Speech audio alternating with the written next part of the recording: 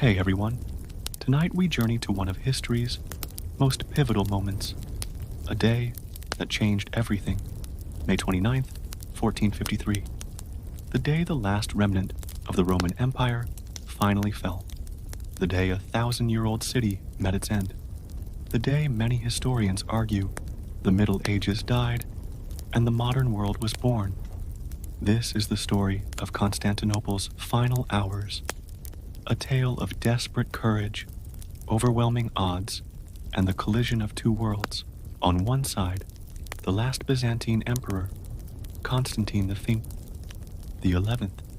defending the city his ancestors had ruled for over 1,000 years, with just a few thousand men. On the other, Mehmed II, the 21-year-old Ottoman Sultan, who dreamed of completing what his predecessors had failed to achieve, the conquest of the Queen of Cities. But this isn't just a story about a siege.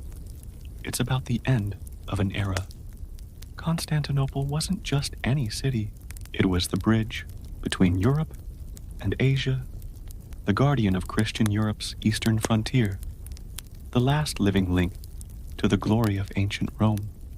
When its walls finally fell, they took with them not just a city, but an entire age. So, before you get comfortable, take a moment to like the video and subscribe, but only if you genuinely enjoy what I do here. And let me know in the comments where you're tuning in from and what time it is for you. It's always fascinating to see who's joining us from around the world. Now, dim the lights, maybe turn on a fan for that soft background hum, and let's ease into tonight's journey together. We're going to witness the final act of one of history's greatest dramas, the fall of the city that had stood unconquered for over 1,000 years, and the birth of a new world from its ashes. To understand why the fall of Constantinople mattered so much, you first have to understand what the city represented. This wasn't just another medieval fortress or trading post. Constantinople was the heir to Rome itself, the last surviving piece of an empire that had once ruled the known world. The city's story began in 330 when the Roman Emperor Constantine XI decided to build a new capital for his empire.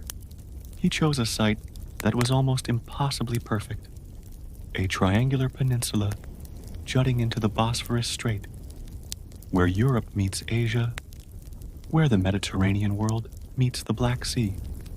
It was a location that commanded the trade routes between three continents and could be defended by both land and sea. Constantine called his new city Nova Roma, New Rome, but the world knew it as Constantinople, the city of Constantine. And from the moment it was founded, it was designed to be something extraordinary. This wasn't just a political capital. It was meant to be the center of a new Christian empire, a holy city that would surpass even Rome itself in glory and magnificence. The city that rose on the shores of the Bosphorus was unlike anything the world had ever seen. Massive walls protected it from land attack. First the Wall of Constantine, then the even more formidable Theodosian Walls, built in the early 5th century. These weren't just barriers of stone and mortar. They were statements of imperial power, rising 60 ft high and stretching for miles across the peninsula. Within these walls lay a city of wonders, the Hagia Sophia. The great church of holy wisdom dominated the skyline with its massive dome, an architectural miracle that seemed to float impossibly in the air. The great palace sprawled across acres of the city's heart, its halls and gardens rivaling anything in the ancient world. The hippodrome could hold 100,000 spectators for chariot races that were as much political theater as sporting events. But Constantinople was more than just impressive architecture. It was the beating heart of the Byzantine Empire, the eastern half of Rome that had survived the collapse of the West, while barbarian kingdoms carved up the former Western Roman Empire. Constantinople remained the center of a state that still called itself Roman, still maintained the traditions and laws of the Caesars, still dreamed of reconquering the lost territories of the West. For over 1,000 years, Constantinople had been the greatest city in the Christian world. Its population at its peak may have reached 500,000 people, enormous by medieval standards. Its merchants traded with India and China. Its scholars preserved the learning of the ancient world. Its artisans created works of art that were coveted from London to Baghdad. The city had survived everything history could throw at it. Arab sieges in the 7th and 8th centuries, when the forces of Islam first burst out of the Arabian Peninsula, Bulgarian attacks from the north, Russian raids down the Dnieper River, the Fourth Crusade in 1204, when Western Crusaders shamefully sacked the city they were supposed to protect, earthquakes, plagues, civil wars, and economic collapse. Each time Constantinople had endured. Its walls had never been breached by force. Its people had never surrendered to a foreign conqueror. It was the city that could not fall, the eternal guardian of Christian Europe's eastern frontier. But by the 15th century, the great city was a shadow of its former self. The Byzantine Empire, that had once stretched from Italy to the Euphrates now, consisted of little more than Constantinople itself and a few scattered territories. The population had dwindled to perhaps 50,000 souls. The great palaces stood empty, their roofs caving in, their mosaics crumbling. Weeds grew in the streets where emperors had once paraded in triumph. Yet even in decline, Constantinople remained strategically vital. It controlled the only sea route between Europe and Asia, the narrow strait of the Bosphorus that connected the Black Sea to the Mediterranean. Any power that held Constantinople could strangle the trade routes that connected the Christian kingdoms of Europe with the wealth of the East. And there was one power that desperately wanted that control: the Ottoman Empire. The Ottomans had emerged from the chaos of medieval Anatolia as a small Turkish beylik, one of many successor states to the collapsed Seljuk Sultanate. But under a series of brilliant rulers, they had expanded relentlessly, conquering Byzantine territories piece by piece, surrounding Constantinople like a slowly tightening noose. By 1453, the Ottomans controlled virtually all of the former Byzantine Empire, except for Constantinople itself and a few isolated outposts. The great city sat like an island in an Ottoman sea, cut off from any hope of relief, dependent on whatever supplies could slip through the Ottoman blockade. The Ottoman Sultan Mehmed II had inherited the throne in 1451 at the age of just 19, but despite his youth, he was consumed by a single obsession: the conquest of Constantinople. His predecessors had tried and failed. His father, Murad II, had besieged the city twice without success. But Mehmed was convinced that he would be different. He would be the one to complete the conquest that had eluded Ottoman rulers for generations. The young sultan had good reason for confidence. The Ottoman Empire in 1453 was at the height of its power. Its armies were the most disciplined and effective in Europe. Its treasury was full, and its technology was advancing rapidly. Most importantly, Mehmed had something his predecessors had lacked: cannons. Big cannons. Cannons that could, he believed, finally breached the walls that had protected Constantinople for over 1,000 years. The stage was set for one of history's most dramatic confrontations. On one side, the last Byzantine emperor, Constantine XI, Palaiologos, with perhaps 8,000 defenders and the weight of 1,000 years of history on his shoulders. On the other, Sultan Mehmed II, with an army of over 100,000 men and the most advanced siege technology of the age. The city that had never fallen was about to face its greatest test, and the world was about to change forever. Constantine XI. Palaiologos was never supposed to be emperor. Born around 1405, he was the fourth son of Manuel II Palaiologos, which in the Byzantine succession system meant he had little chance of inheriting the throne. His older brothers, John and Theodore, seemed destined to rule, while Constantine would likely spend his life as a provincial governor or military commander. But fate had other plans. John VIII died childless in 1448, and the throne passed to Constantine, who was crowned as Constantine XI Palaiologos on January 6, 1449. He was 44 years old, a seasoned military commander who had spent years fighting hopeless battles against the advancing Ottomans, and he knew better than anyone just how desperate his empire's situation had become. The empire Constantine inherited was barely worthy of the name.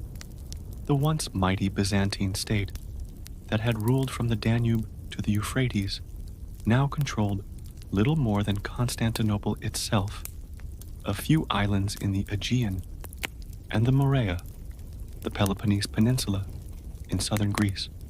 The total population of this rump empire was perhaps 200,000 people, fewer than had once lived in Constantinople alone.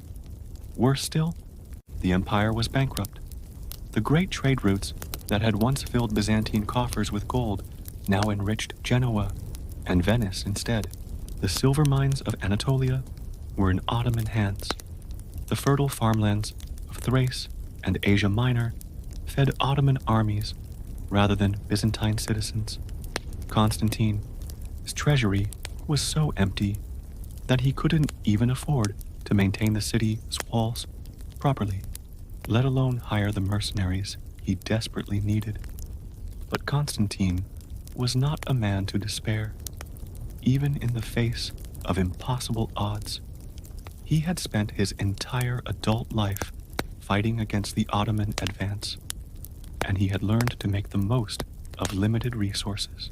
As despot of the Morea, he had proven himself a capable administrator and a brave soldier, leading from the front in battles against Ottoman raiders and earning the respect of his men through shared hardship.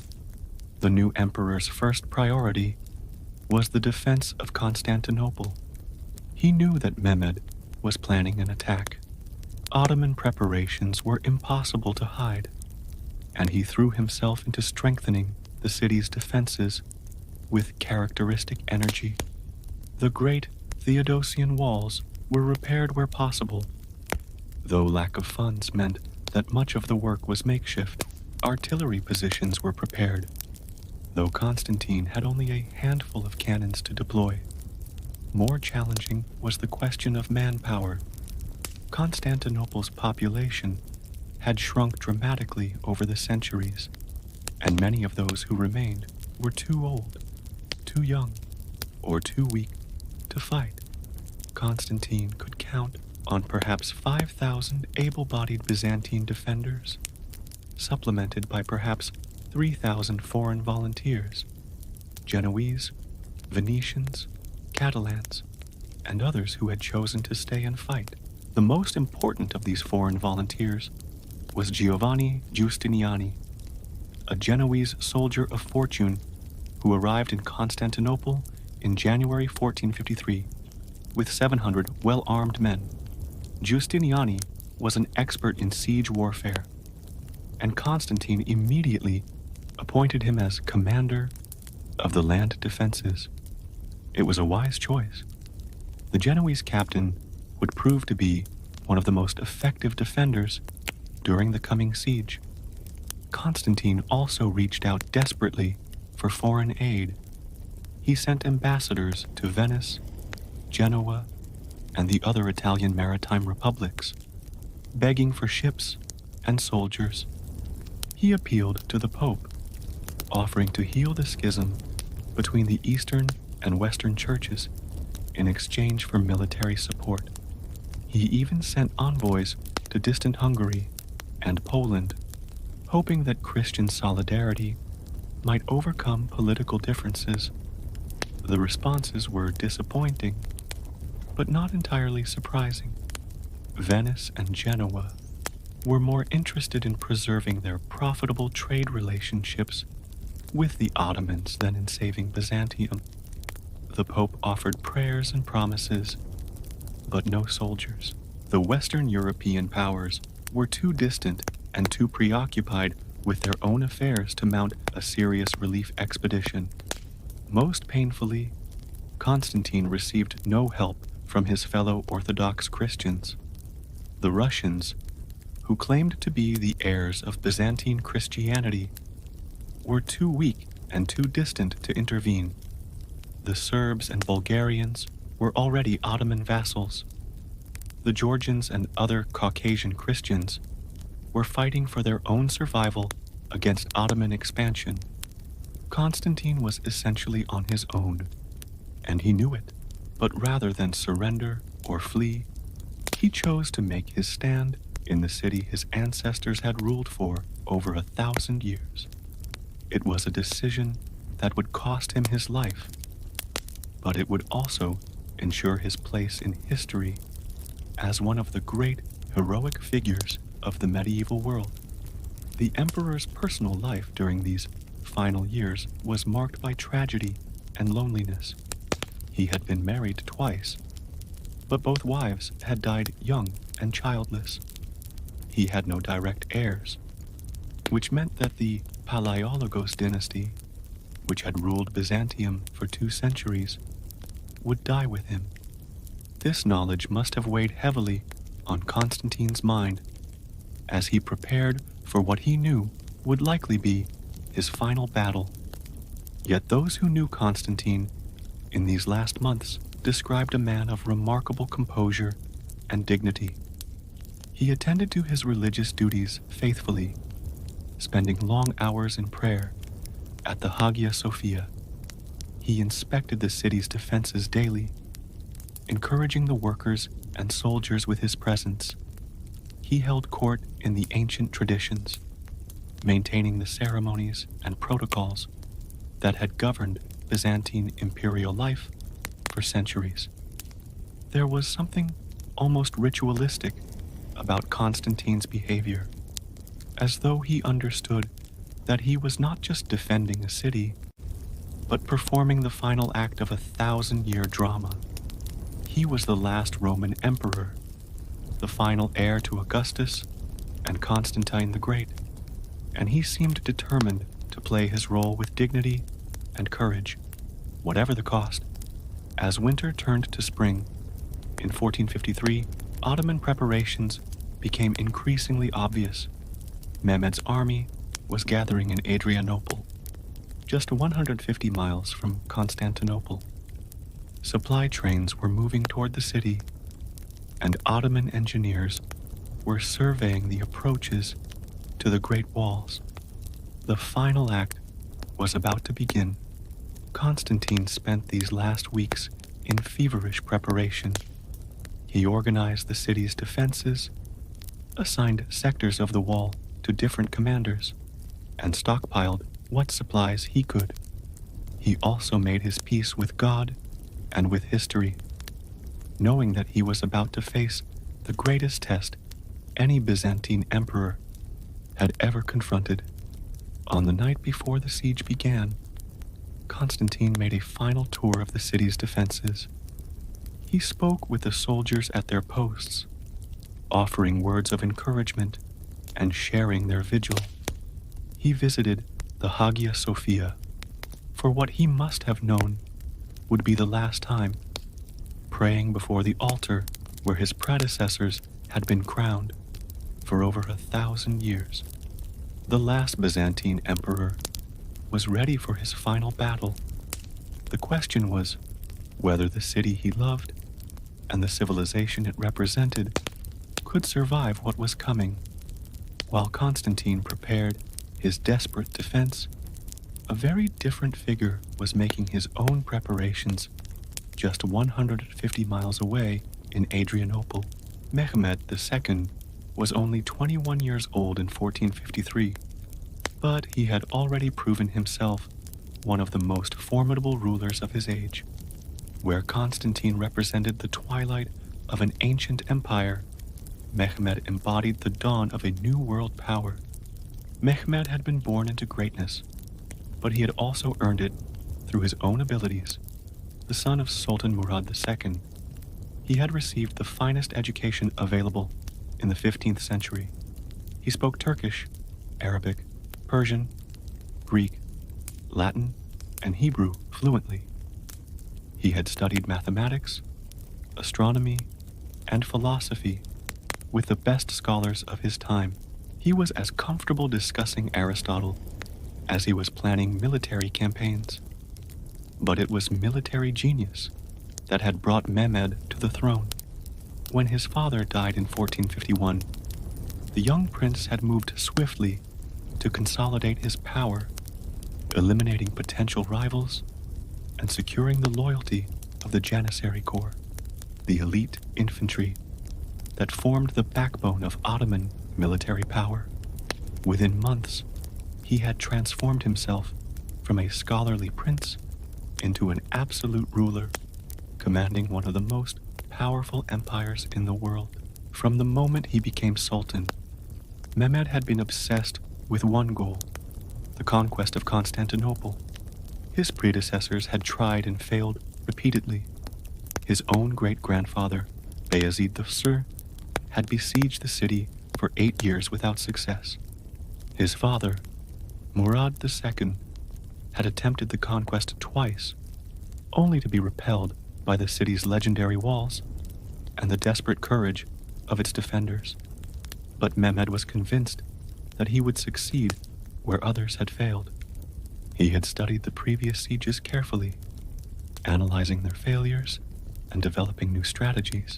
Most importantly, he had embraced the new military technology that was revolutionizing warfare across Europe. Artillery, the cannons of the 15th century, were crude by later standards, but they represented a quantum leap in destructive power. For the first time in history, it was possible to breach walls that had previously been impregnable. The thick masonry that had protected medieval cities for centuries could be shattered by iron balls fired from bronze tubes filled with gunpowder. Mehmed had recruited the best artillery experts he could find, including a Hungarian engineer named Orban, who had previously offered his services to Constantine. When the Byzantine Emperor couldn't afford to pay Orban's fees, the engineer had defected to the Ottomans, bringing with him the knowledge that would help destroy the city he had once offered to defend. Under Orban's direction, Ottoman foundries began producing cannons of unprecedented size and power. The largest of these monsters was over 26 feet long and could fire stone balls weighing over 200 pounds. It required 60 oxen to move and a crew of 700 men to operate, but it could, in theory, smash through any wall ever built. But Mehmed's preparations went far beyond artillery. He assembled an army that dwarfed anything his predecessors had commanded. Perhaps 150,000 men, drawn from across the Ottoman Empire. The core of this force was the Janissary Corps. Perhaps 12,000 elite infantry, armed with the latest firearms and trained to a level of discipline that rivaled any army in Europe. Supporting the Janissaries were contingents of Sipahis, Ottoman cavalry drawn from the feudal nobility of the empire. These horsemen were individually formidable warriors, but more importantly, they represented the loyalty of the Ottoman provincial elite to their young sultan. Their presence in the army was a sign that Mehmed had successfully united his empire behind his ambitious plans. The Ottoman army also included large numbers of irregular troops, bashi bazouks, akinjis, and other light cavalry and infantry drawn from the frontier regions of the empire. These men were less disciplined than the Janissaries, but they were experienced in warfare and eager for the plunder that would come with the conquest of the great city. Perhaps most importantly, Mehmed had assembled a formidable navy to support his land forces. Ottoman galleys controlled the Sea of Marmara and the Dardanelles, cutting off Constantinople from any hope of relief by sea.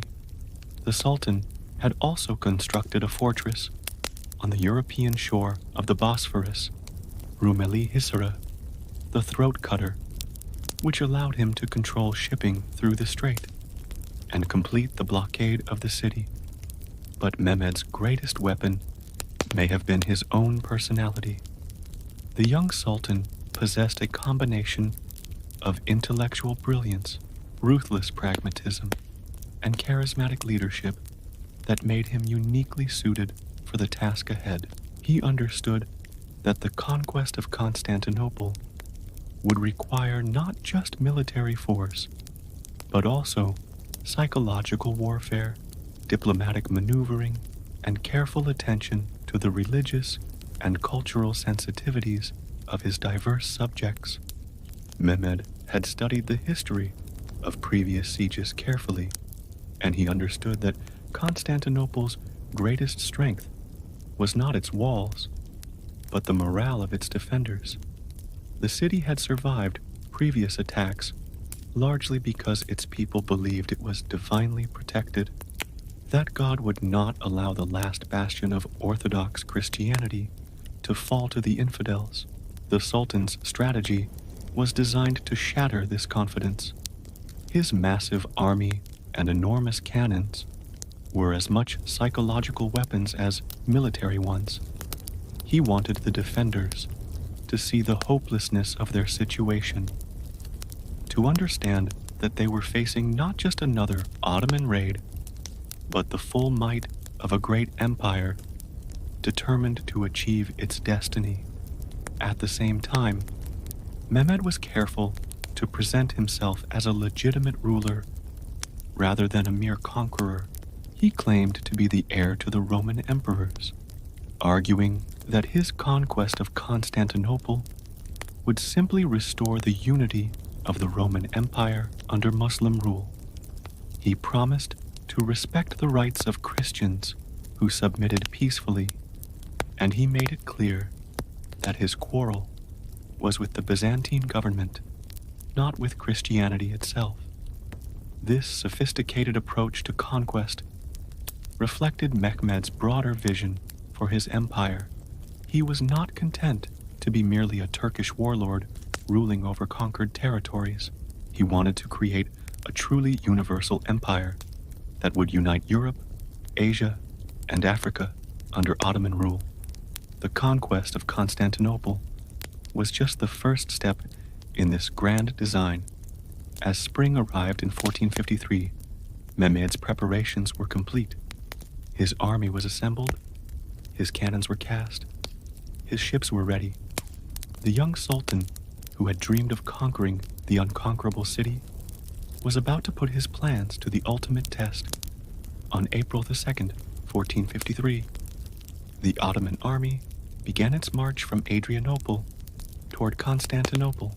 It was a sight that must have struck terror into the hearts of any who witnessed it. A seemingly endless column of soldiers, artillery, and supply wagons stretching for miles across the Thracian countryside. At its head rode Mehmed himself, just 21 years old, but already master of an empire and commander of the most powerful military force in the world. The final siege of Constantinople was about to begin. The first Ottoman scouts appeared outside Constantinople's walls on April 5th, 1453. For the defenders, watching from the ramparts, it must have been a moment of terrible clarity. The long-anticipated siege was finally beginning, and there would be no more time for preparation, no more hope for last-minute relief. Over the following days, the full magnitude of the Ottoman force became apparent. Mehmed's army spread across the countryside outside the city like a vast, multicolored carpet. Tents stretched from the Golden Horn to the Sea of Marmara. Cooking fires dotted the landscape like stars, and the sound of hammering and construction echoed day and night as the Ottomans prepared their siege works. Constantine and his advisors watched this deployment with growing alarm. They had known the Ottoman army would be large, but the reality exceeded their worst fears. Intelligence reports suggested that Mehmed had assembled perhaps 150,000 men, nearly 20 times the number of defenders within the city, even allowing for exaggeration. The disparity in numbers was overwhelming, but numbers were not the only concern. As the Ottoman army settled into its positions, the defenders could see the massive cannons being dragged into place. These bronze monsters were unlike anything that had ever been deployed against Constantinople's walls. The largest of them required teams of oxen to move, and seemed capable of hurling stone balls the size of millstones. The sight of these cannons must have been particularly disturbing to the older defenders who remembered when the city's walls had seemed absolutely impregnable. The Theodosian Walls had protected Constantinople for over 1,000 years, repelling every assault that had been launched against them. But these new weapons represented a fundamental change in the nature of warfare, one that might render even the strongest fortifications obsolete. Mehmed himself arrived outside the city on April 6th, establishing his headquarters in a magnificent pavilion within sight of the walls. The young sultan made no immediate demands for surrender, but his message was clear. He had come to take the city, and he would not leave without it. The Ottoman deployment was a masterpiece of military organization. Mehmed divided his forces into 3 main groups, each assigned to attack a different section of the city's defenses. The Anatolian troops, commanded by Ishak Pasha, were positioned opposite the southern section of the land wall. The European troops under Karaka Pasha faced the central section.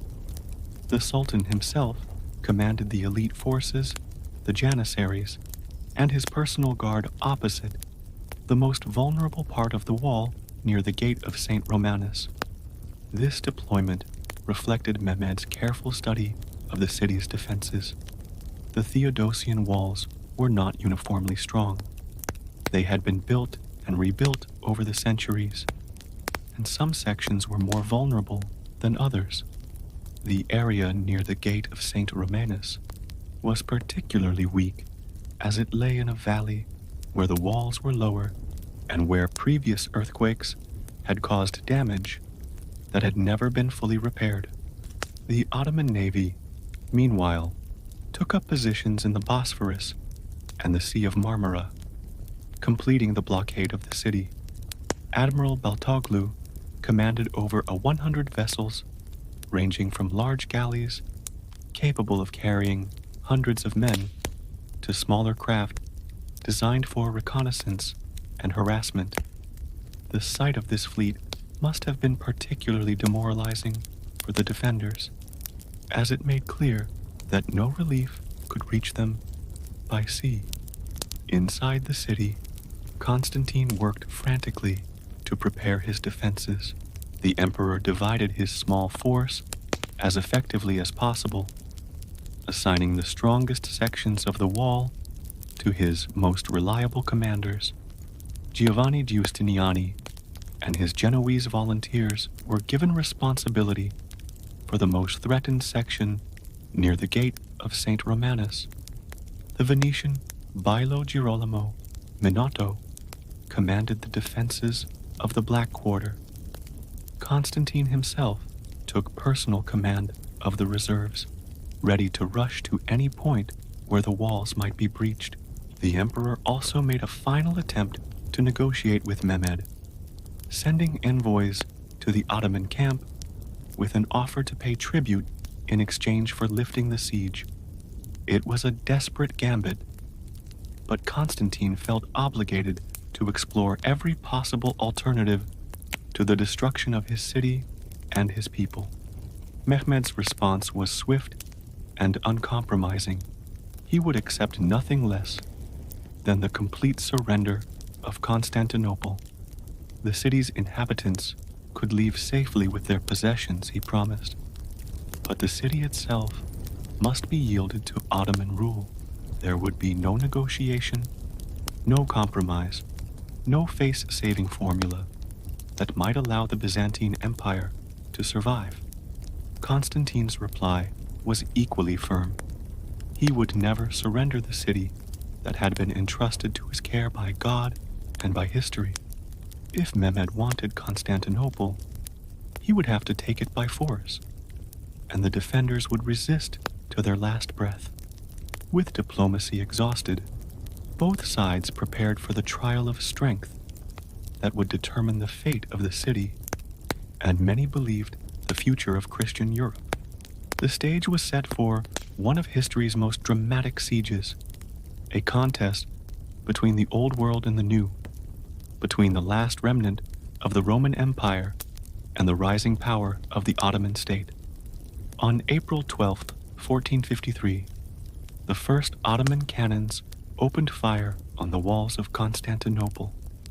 The sound was unlike anything the city had ever heard, a thunderous roar that shook buildings throughout the city and could be heard for miles in every direction.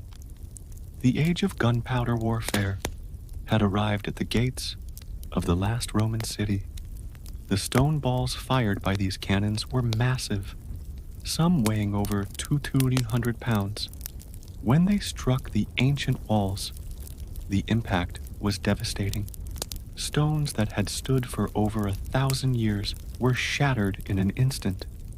Sections of wall that had repelled countless assaults crumbled like sand castles. But the defenders were not passive victims. Constantine had prepared for this moment, as well as his limited resources allowed. Byzantine engineers had studied the new artillery technology and had developed countermeasures. Earth and rubble were piled behind the walls to absorb the impact of the cannonballs. Wooden palisades were erected to provide secondary lines of defense. Most importantly, repair crews worked around the clock to patch the breaches as quickly as they appeared. The first phase of the siege had begun, and both sides understood that they were engaged in a race against time. Mehmed needed to breach the walls and take the city before his army's morale collapsed, or before a relief force could arrive from the west. Constantine needed to hold out long enough for help to arrive, or for the Ottomans to abandon their assault. Neither side could know it at the time, but they were fighting for more than just control of a single city. They were determining whether the medieval world would survive, or whether a new age would be born from its ashes. The outcome of the siege would reshape the balance of power in Europe and the Mediterranean, influence the course of the Renaissance and the Reformation, and determine the fate of millions of people for centuries to come. The greatest siege in medieval history was underway, and the world was watching. The bombardment of Constantinople began in earnest on April 12, 1453, and from the very first shots, it was clear that this siege would be unlike any in the city's long history. The sound of Mehmed's great cannons was something entirely new in warfare, a deep, earth-shaking roar that seemed to come from the bowels of hell itself. The largest of the Ottoman cannons, the monster designed by the Hungarian engineer Orban, required over 3 hours to reload between shots. But when it fired, the impact was devastating. The stone ball it hurled weighed over 100 to 200 pounds and struck the ancient walls with the force of a thunderbolt. Stones that had stood for over 1,000 years were pulverized in an instant, sending clouds of dust and debris high into the air. The psychological impact was almost as important as the physical damage. The defenders had grown up believing that Constantinople's walls were impregnable, blessed by God and protected by the Virgin Mary herself.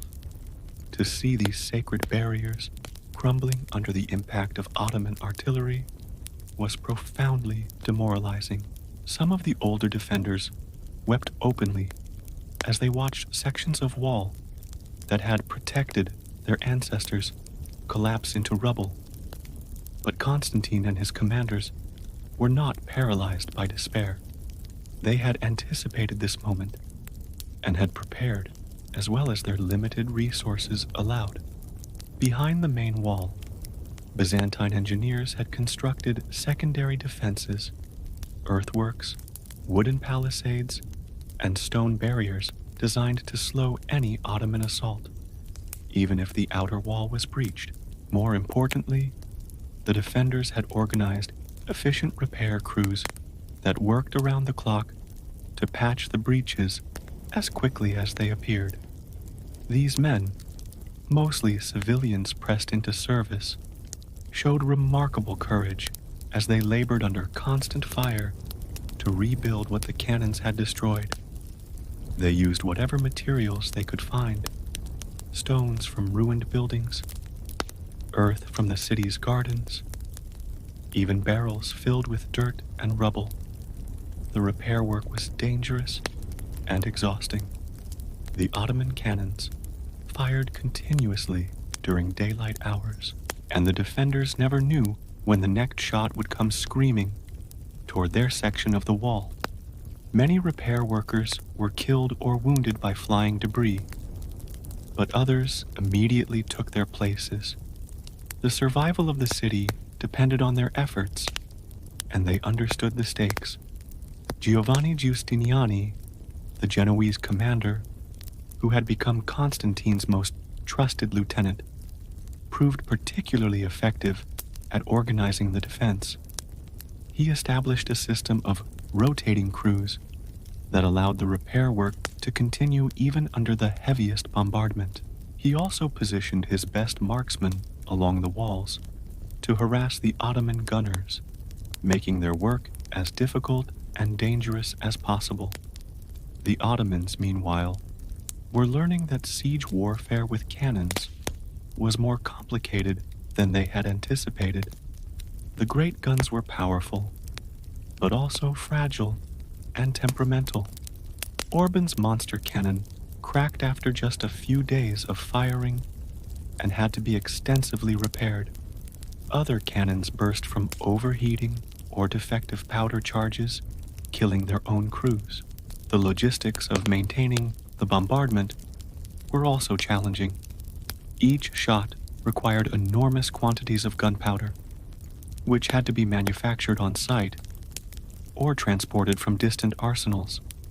The stone balls had to be carefully shaped and sized to fit each individual cannon. The bronze barrels had to be constantly cooled and cleaned to prevent them from overheating and exploding. Despite these difficulties, the Ottoman bombardment was gradually taking its toll. Day by day, the ancient walls were being reduced to rubble. The defenders could repair the breaches, but each repair was weaker than the original construction. The accumulated damage was slowly but inexorably weakening the city's defenses. Mehmed was not content to rely solely on his cannons. He also ordered the construction of massive siege towers and the digging of mines beneath the walls. The siege towers, built of wood and covered with wet hides to protect them from fire, were designed to allow Ottoman troops to attack the walls at close range. The mines were intended to collapse sections of the wall by removing their foundations. The defenders responded to each of these threats with characteristic ingenuity. When the Ottomans brought up their siege towers, the Byzantines used Greek fire, the legendary incendiary weapon that had protected Constantinople for centuries, to set them ablaze. When Ottoman miners began digging beneath the walls, Byzantine counterminers dug their own tunnels to intercept them, leading to vicious underground battles fought by torchlight in narrow, airless passages. One of the most dramatic incidents of the siege occurred when a Scottish engineer named Johannes Grant, fighting for the Byzantines, successfully located and destroyed an Ottoman mine that had been dug almost to the foundations of the wall. The explosion that followed killed hundreds of Ottoman miners and temporarily halted their underground assault. But perhaps the most significant development during this phase of the siege was the gradual erosion of morale within the city. The constant bombardment, the shortage of food and supplies, and the obvious disparity in numbers between the two armies were taking their toll on the defenders' spirits. Rumors spread through the city that the end was near, that God had abandoned Constantinople to its fate. Constantine worked tirelessly to maintain morale among his people. He made daily tours of the defenses, encouraging the soldiers and workers with his presence. He attended religious services regularly, demonstrating his faith in divine protection. He also made sure that what little food remained in the city was distributed fairly, sharing the hardships of the siege with the humblest of his subjects. The emperor's personal courage during this period was remarkable. He regularly exposed himself to enemy fire while inspecting the defenses, and he was often seen working alongside the common soldiers to repair breaches in the wall. His purple imperial robes became stained with dust and sweat as he labored to save his city, but his dignity and determination never wavered. As April drew to a close, both sides understood that the siege was approaching a critical phase. The Ottoman bombardment had severely weakened the walls, but the city had not yet fallen. Mehmed's army was growing restless, and there were rumors of discontent among some of his commanders, who questioned whether the conquest was worth the enormous cost in men and resources. Constantine, meanwhile, was running out of options. His appeals for help from the West had gone largely unanswered. His treasury was empty, his food supplies were dwindling, and his small army was exhausted from weeks of constant fighting. Yet he refused to consider surrender, knowing that the fall of Constantinople would mean not just his own death, but the end of the last remnant of the Roman Empire. The stage was set for the final decisive phase of the siege. Both sides were preparing for a climactic assault that would determine the fate of the city and the course of history. The thunder of the cannons continued to echo across the Bosphorus, but soon it would be joined by the clash of steel and the cries of men locked in mortal combat. The end was approaching, and everyone knew it. As the siege entered its second month, Both sides experienced moments of triumph and despair that seemed to confirm their deepest beliefs about divine favor and destiny. For the defenders of Constantinople, these events would be remembered as signs that God had not entirely abandoned the last Christian empire. For the Ottomans, they were temporary setbacks on the path to inevitable victory. The first of these dramatic incidents occurred on April 20th, when a small fleet of Genoese ships attempted to break through the Ottoman naval blockade and bring supplies to the besieged city. The fleet consisted of just 4 vessels, 3 Genoese galleys loaded with grain and weapons, and 1 large Byzantine ship carrying a cargo of desperately needed food. The Ottoman admiral Baltaoglu commanded over 100 ships in the Bosphorus and the Golden Horn. When his lookout spotted the approaching Genoese fleet, he immediately ordered his entire force to intercept them. What followed was one of the most dramatic naval battles of the medieval period, fought within sight of both armies and watched by thousands of spectators lining the shores. The Genoese ships, though heavily outnumbered, had several advantages. They were larger and more heavily built than most of the Ottoman vessels, and their crews were experienced Mediterranean sailors who knew how to handle their ships in combat. Most importantly, they had the wind at their backs, which gave them superior maneuverability. The battle raged for hours as the Ottoman galleys swarmed around the Christian ships like wolves attacking a herd of buffalo. The Genoese fought with desperate courage, knowing that the survival of Constantinople might depend on their success. Their ships' high sides protected them from Ottoman boarding attempts, while their superior artillery inflicted heavy casualties on the attacking galleys. The climax of the battle came when Baltaoglu himself led a final assault on the largest Genoese galley. The Ottoman admiral's ship rammed the Christian vessel, and for a moment it seemed as though the Ottomans would finally overwhelm their opponents. But the Genoese captain, displaying remarkable seamanship, managed to break free and continue toward the city. As the sun set on April 20th, the 4 Christian ships sailed triumphantly into the Golden Horn, their holds full of supplies, and their crews cheered by thousands of defenders lining the harbor. It was a stunning victory against overwhelming odds, and it seemed to prove that God had not abandoned Constantinople after all. Mehmed's reaction to this defeat was swift and terrible. He immediately dismissed Baltaoglu from command and ordered him to be executed, though the admiral's life was ultimately spared after intervention from other Ottoman commanders. More importantly, the Sultan realized that his control of the waters around Constantinople was not as complete as he had believed. The young ruler's response was characteristically bold and innovative. If his navy could not control the Golden Horn, he would find another way to get his ships into the harbor.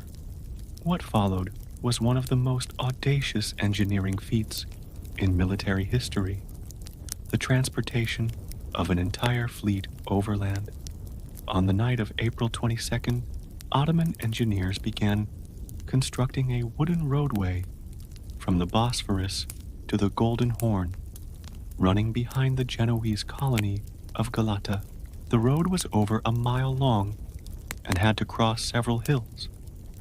But Mehmed's engineers worked with remarkable speed and efficiency. By dawn, they had created a pathway wide enough for ships to be dragged across on wooden rollers. The sight that greeted the defenders of Constantinople on the morning of April 23rd was almost beyond belief. 70 Ottoman galleys were being hauled overland by teams of oxen and hundreds of men, their masts and riggings swaying as they moved across the hills, like ships sailing through a sea of grass. It was a feat that seemed to defy the laws of nature, and it had a profound psychological impact on both sides. For the Ottomans, the successful transportation of the fleet was proof of their sultan's genius and divine favor.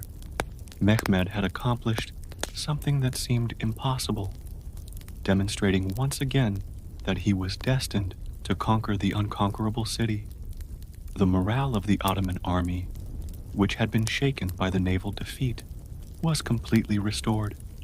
For the defenders, the appearance of Ottoman ships in the Golden Horn was a devastating blow. The harbor had been their last secure refuge, the one place where they could receive supplies and reinforcements without interference. Now, even that sanctuary was threatened by enemy vessels.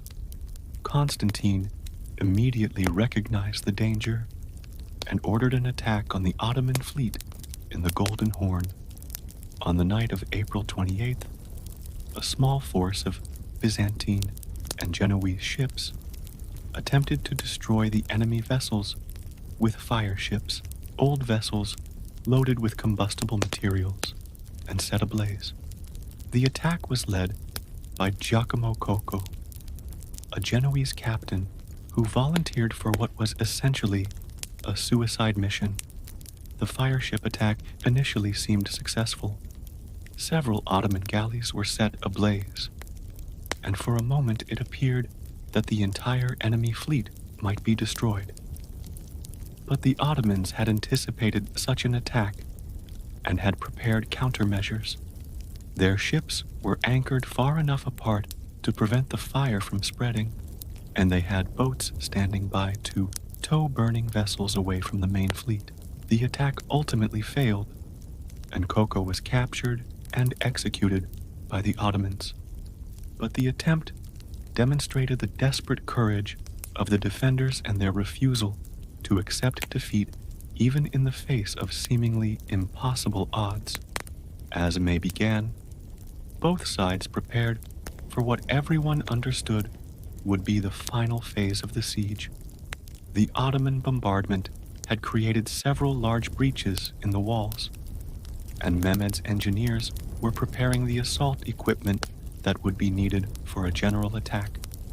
The Sultan had also received reinforcements from Anatolia, bringing his total force to perhaps 160,000 men. Constantine, meanwhile, was running out of options. His repeated appeals for help from the West had produced only promises and prayers. A Venetian fleet was reportedly on its way, but it was still weeks away and might arrive too late to save the city. The emperor's treasury was empty, his food supplies were nearly exhausted, and his small army was worn down by weeks of constant fighting. Yet, the defenders' morale received an unexpected boost from a series of religious ceremonies that seemed to demonstrate divine favor. On May 25th, the city's most sacred relic, the robe of the Virgin Mary, was carried in procession around the walls.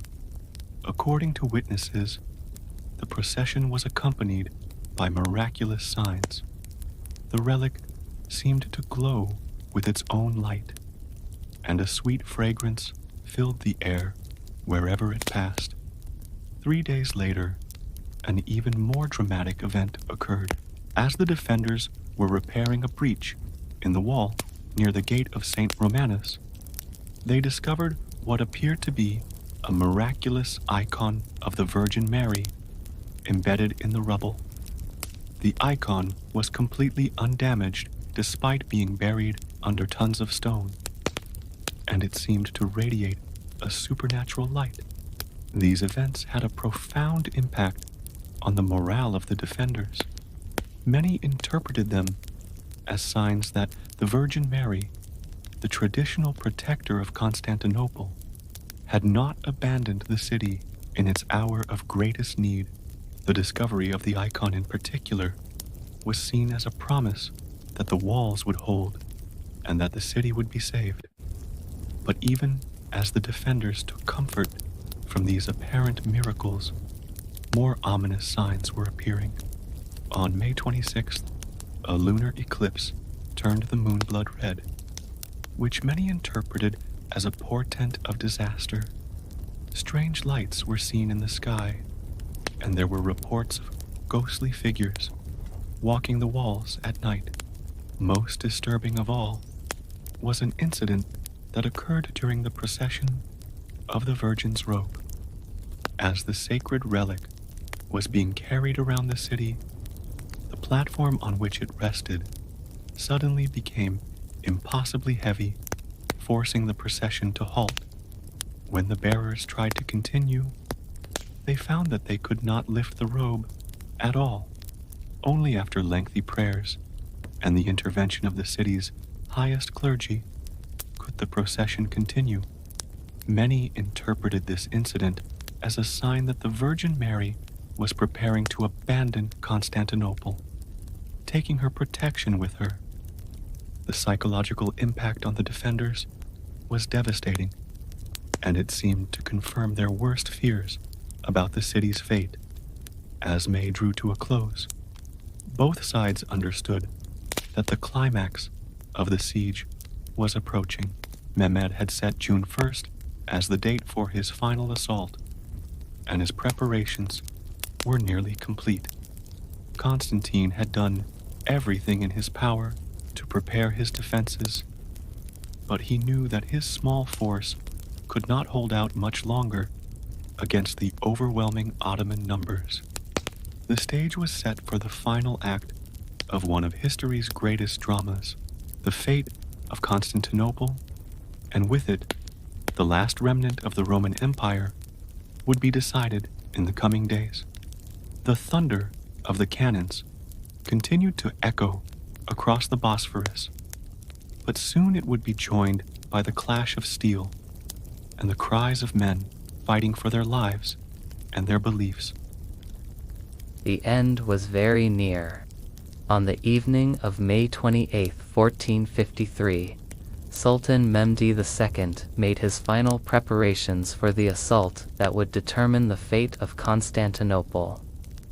The young ruler, now 21 years old, had spent over 50 days besieging the ancient city, and he knew that his reputation and perhaps his throne depended on the success of the coming attack.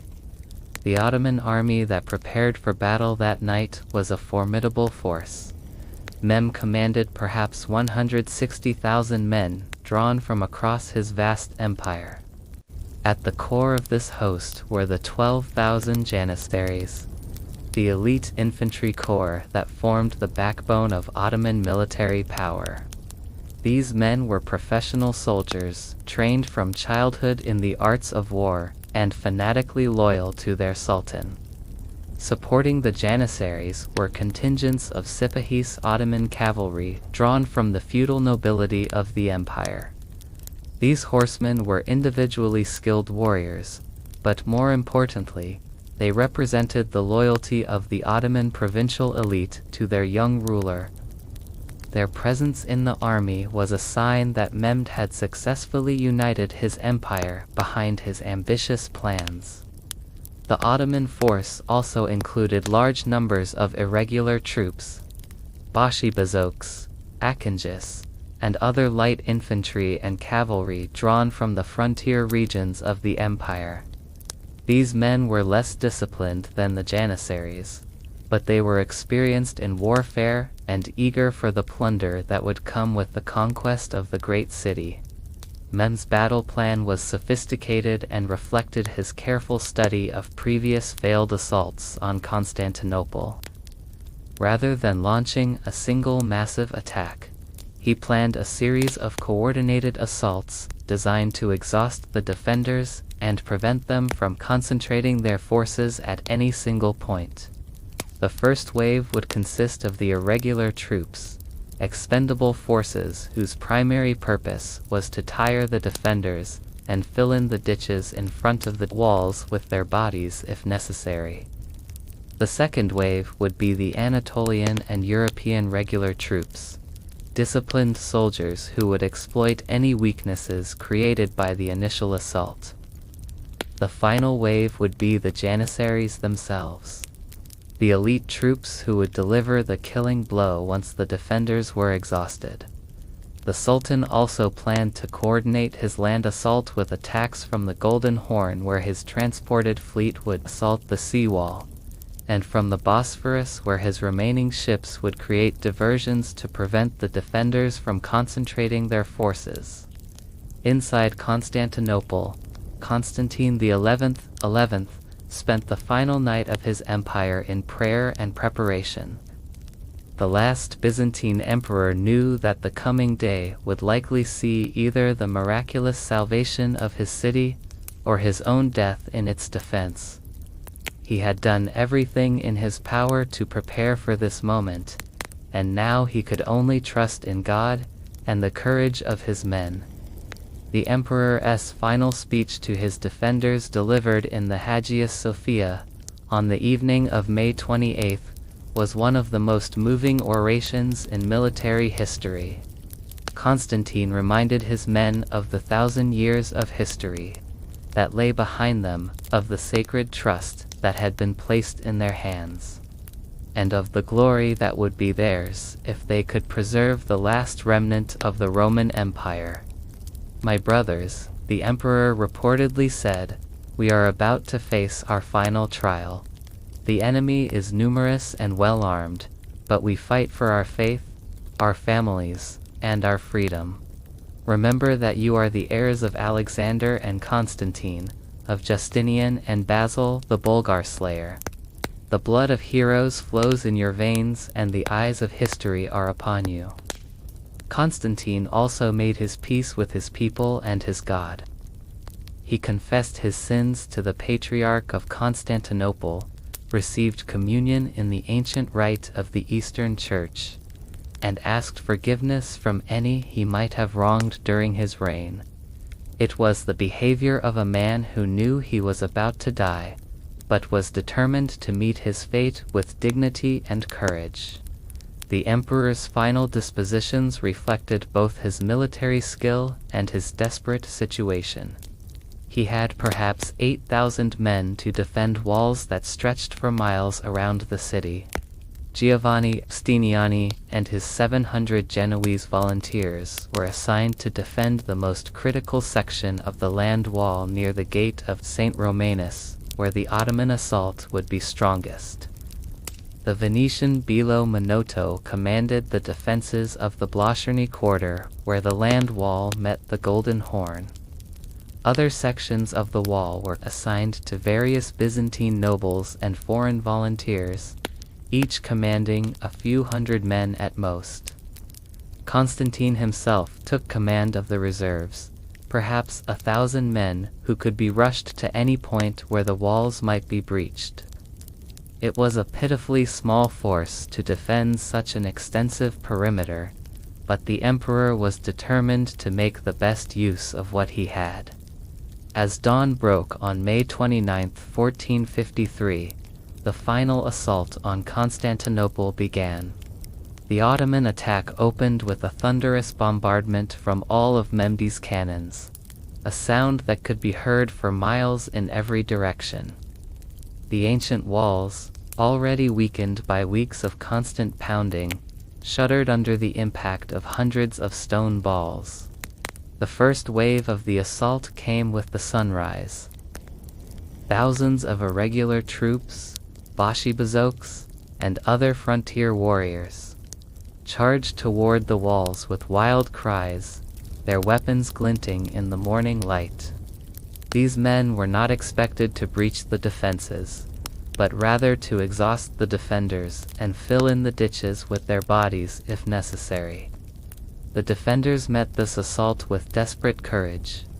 From the walls, Byzantine and Genoese crossbowmen poured volleys of bolts into the attacking masses. Greek fire, the legendary, incendiary weapon that had protected Constantinople for centuries, was hurled down upon the attackers, turning men into living torches. The few cannons that Constantine possessed added their thunder to the din of battle. For 2 hours the irregular troops hurled themselves against the walls, and for 2 hours they were repelled with heavy losses. The ditches in front of the walls began to fill with bodies, and the survivors finally retreated in disorder. The first phase of Mehmed's plan had failed to achieve its objectives, but it had cost the defenders precious ammunition and energy. The second wave came at mid-morning. The regular troops of the Ottoman army, disciplined soldiers who advanced in good order despite the carnage that surrounded them. These men were better armed and better trained than the irregulars, and they pressed their attack with professional skill. The assault focused on the section of wall defended by Giustiniani and his Genoese volunteers. Here the Ottoman bombardment had created several large breaches, and the attackers poured through these gaps like water through a broken dam. For a moment, it seemed as though the city must fall, but Giustiniani's men held firm. The Genoese captain had prepared for this moment, constructing secondary defenses behind the main wall and positioning his best men at the most critical points. His crossbowmen, protected by wooden shields, poured a deadly fire into the attacking masses. His pikemen, fighting in close formation, prevented the Ottomans from exploiting their numerical advantage. The battle raged for hours, with neither side able to gain a decisive advantage. The Ottomans had the numbers, but the defenders had the advantage of position, and the desperate courage of men fighting for their lives and their faith. Bodies piled up in the breaches, and the stones of the ancient walls ran red with blood. As the morning wore on, it became clear that the second wave, like the first, was failing to achieve its objectives. The Ottoman regular troops, despite their courage and discipline, could not break through the determined defense. Mehmed watched from his command post with growing frustration, knowing that his reputation and perhaps his throne depended on the success of this assault. The Sultan's response was to order the third and final wave, the assault of the Janissaries. These elite troops, the finest soldiers in the Ottoman army, advanced toward the walls in perfect formation, their white felt caps and gleaming weapons marking them as the cream of Mehmed's forces. The sight of the Janissaries advancing must have struck terror into the hearts of the defenders. These men were professionals trained from childhood in the arts of war and fanatically loyal to their sultan. They had never been defeated in battle, and their very appearance on the field was often enough to break the morale of their enemies. But the defenders of Constantinople were not ordinary enemies. They were fighting for their faith, their families, and their freedom. And they met the Janissary assault with the same desperate courage they had shown throughout the siege. The battle for the walls reached a new level of intensity as the finest soldiers of two civilizations clashed in mortal combat. The fate of Constantinople, and with it the last remnant of the Roman Empire, hung in the balance. The thunder of cannons, the clash of steel, and the cries of dying men echoed across the Bosphorus as the medieval world fought its final battle. The Janissary assault began at noon on May 29th, and from the first moment it was clear that this attack was different from those that had come before. These were not wild irregulars or provincial troops, but the elite of the Ottoman army. 12,000 professional soldiers, who had never known defeat. The Janissaries advanced in perfect formation, their white felt caps and blue uniforms creating an almost hypnotic pattern as they moved toward the walls. They carried the latest firearms, arquebuses, and hand cannons that could punch through armor at close range. Their discipline was absolute, their courage unquestioned, and their loyalty to Sultan Mehmed beyond doubt. Giustiniani, watching from his position on the wall, must have felt his heart sink as he saw this formidable force approaching. His Genoese volunteers had already been fighting for hours, and they were exhausted from repelling to previous assaults. Their ammunition was running low, their weapons were dulled from constant use, and many of his best men were already dead or wounded. But the Genoese captain was not a man to despair, even in the face of impossible odds. He had spent his entire career fighting against superior numbers, and he knew that courage and skill could sometimes overcome even the greatest disadvantages. He moved among his men, offering words of encouragement and checking their positions one final time. The Janissary assault struck the walls like a thunderbolt, unlike the previous attacks which had been chaotic and uncoordinated. This assault was a masterpiece of military precision. The elite Ottoman troops advanced under cover of their own artillery, using portable shields to protect themselves from defensive fire. When they reached the walls, they deployed scaling ladders with practiced efficiency while their comrades provided covering fire. The defenders met this assault with everything they had left. Byzantine crossbowmen, their fingers bleeding from hours of shooting, continued to pour bolts into the attacking masses. The few remaining supplies of Greek fire were hurled down upon the Janissaries, creating pools of flame that turned the breaches into scenes from hell itself. Constantine himself appeared at the most threatened section of the wall, his purple imperial robes making him a target for every Ottoman marksman. The last Byzantine emperor fought like a common soldier, wielding a sword with skill born of years of campaigning against the Ottomans. His presence inspired the defenders to even greater efforts, and for a moment it seemed as though the assault might be repelled, but the Janissaries were not to be denied. Their superior numbers and equipment began to tell, and gradually they gained footholds on the wall itself. Ottoman flags appeared on the ramparts for the first time in the siege, and the sound of Turkish war cries echoed from the ancient stones. The crisis came when Giovanni Giustiniani was struck by an Ottoman bullet that penetrated his breastplate and lodged in his chest. The Genoese captain, who had been the soul of the defense, collapsed in agony and had to be carried from the walls.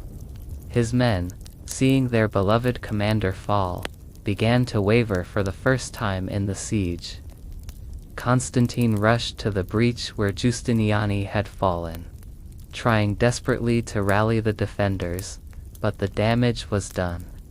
The Genoese volunteers, demoralized by the loss of their leader, began to fall back from their positions. A gap opened in the defense, and the Janissaries poured through like water through a broken dam. What followed was a scene of indescribable chaos and carnage. Ottoman soldiers flooded through the breach, fighting hand-to-hand with the remaining defenders in the narrow streets behind the walls. The sound of battle, the clash of steel, the screams of the wounded, the crash of falling masonry echoed throughout the city. Constantine, seeing that the walls could no longer be held, made a decision that would ensure his place in history. Rather than flee or surrender, the last Byzantine emperor chose to die fighting for his city. Throwing off his imperial regalia so that his body could not be identified and desecrated, he drew his sword and charged into the melee. The emperor's final moments were witnessed by several of his companions, who later described his heroic death to historians. Constantine fought with the courage of a lion, cutting down several Ottoman soldiers before being overwhelmed by sheer numbers. He fell somewhere in the chaos of the breach, his body lost among the hundreds of dead that littered the ancient stones. With their emperor dead and their walls breached, the remaining defenders began to collapse. Some continued to fight in small groups, selling their lives dearly in the narrow streets of the city. Others fled toward the harbor, hoping to escape by sea. But for most, there was nowhere to run and no hope of survival. The Ottoman soldiers who poured through the breach were initially focused on the fighting. But as organized resistance crumbled, their attention turned to plunder.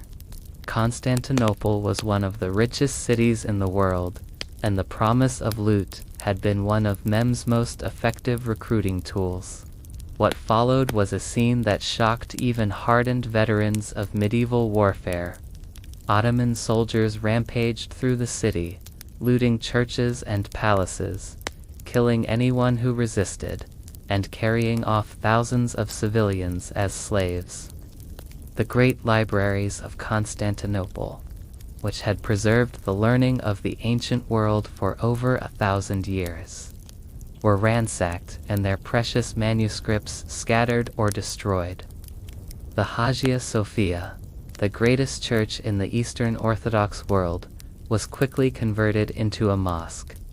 Ottoman soldiers tore down the Christian symbols and covered the magnificent mosaics with plaster.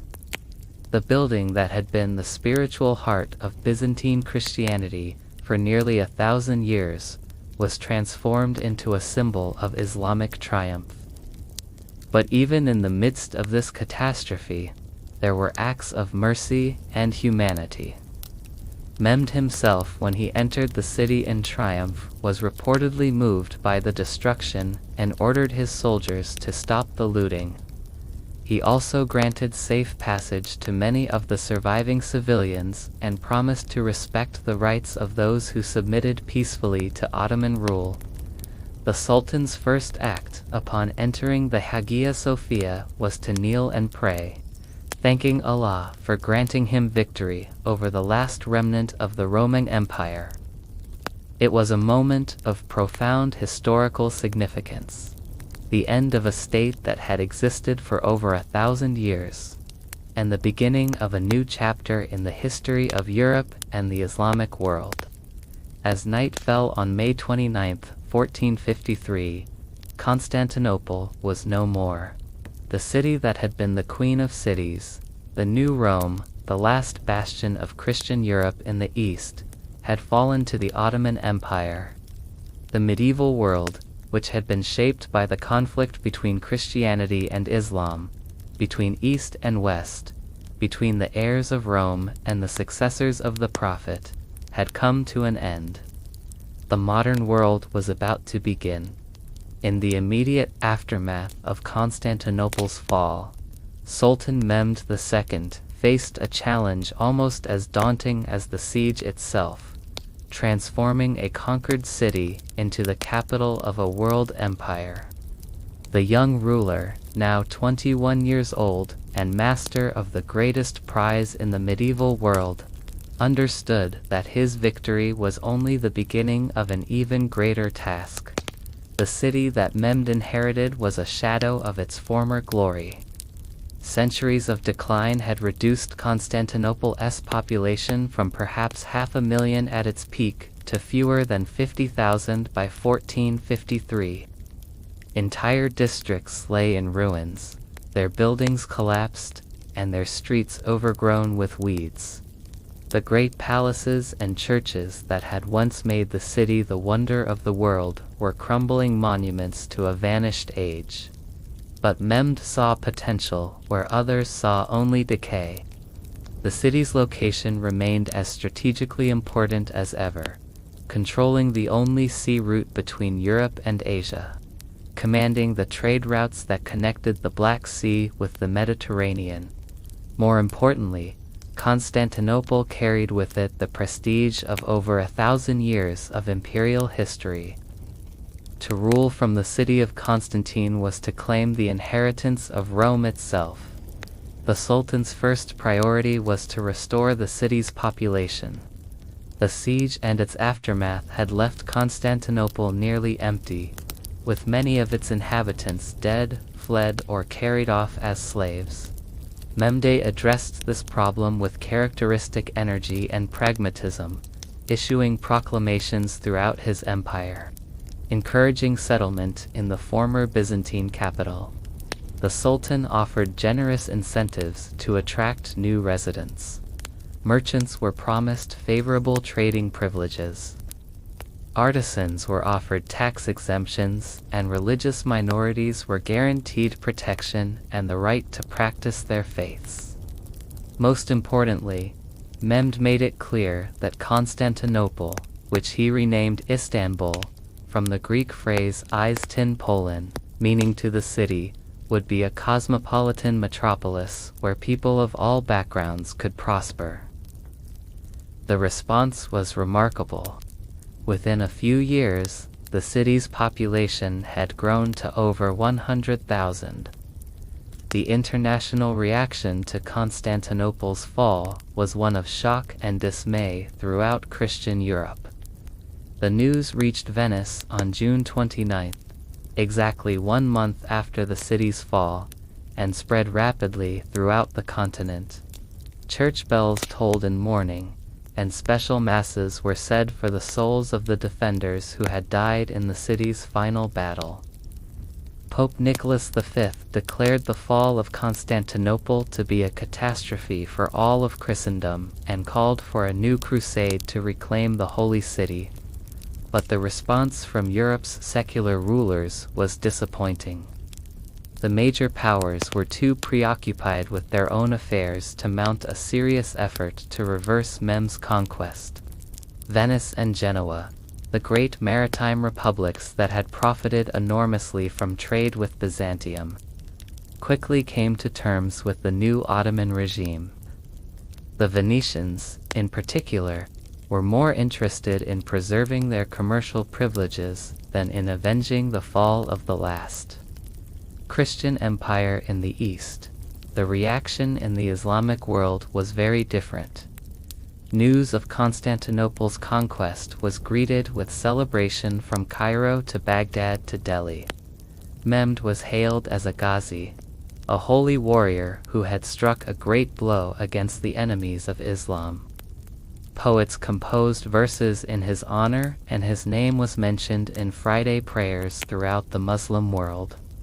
But perhaps the most significant reaction came from the scholars and intellectuals of both East and West, who recognized that the fall of Constantinople marked the end of an era. The city had been the last living link to the ancient world, the final repository of Roman law and Greek learning. Its fall seemed to symbolize the definitive end of the classical age and the beginning of something entirely new. Many Greek scholars who had served the last Byzantine emperors fled to Western Europe, carrying with them precious manuscripts and knowledge that would contribute to the Renaissance.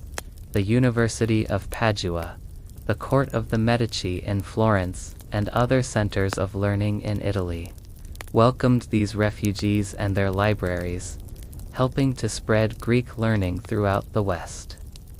This diaspora of Byzantine scholars had profound implications for the development of European culture.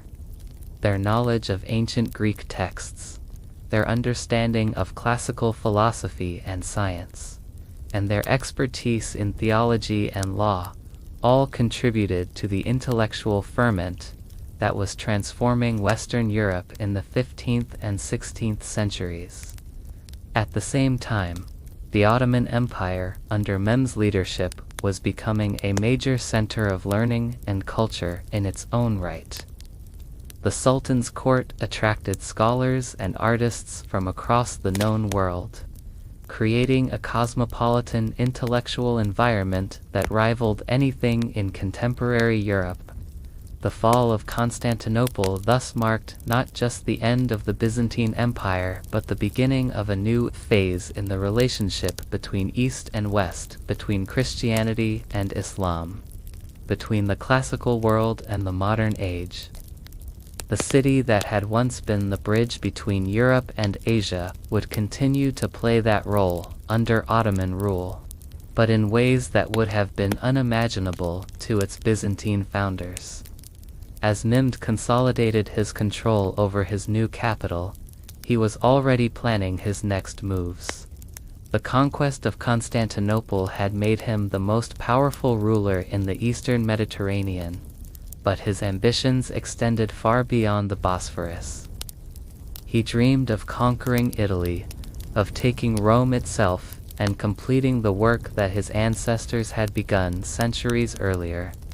The young sultan who had captured the unconquerable city was just getting started.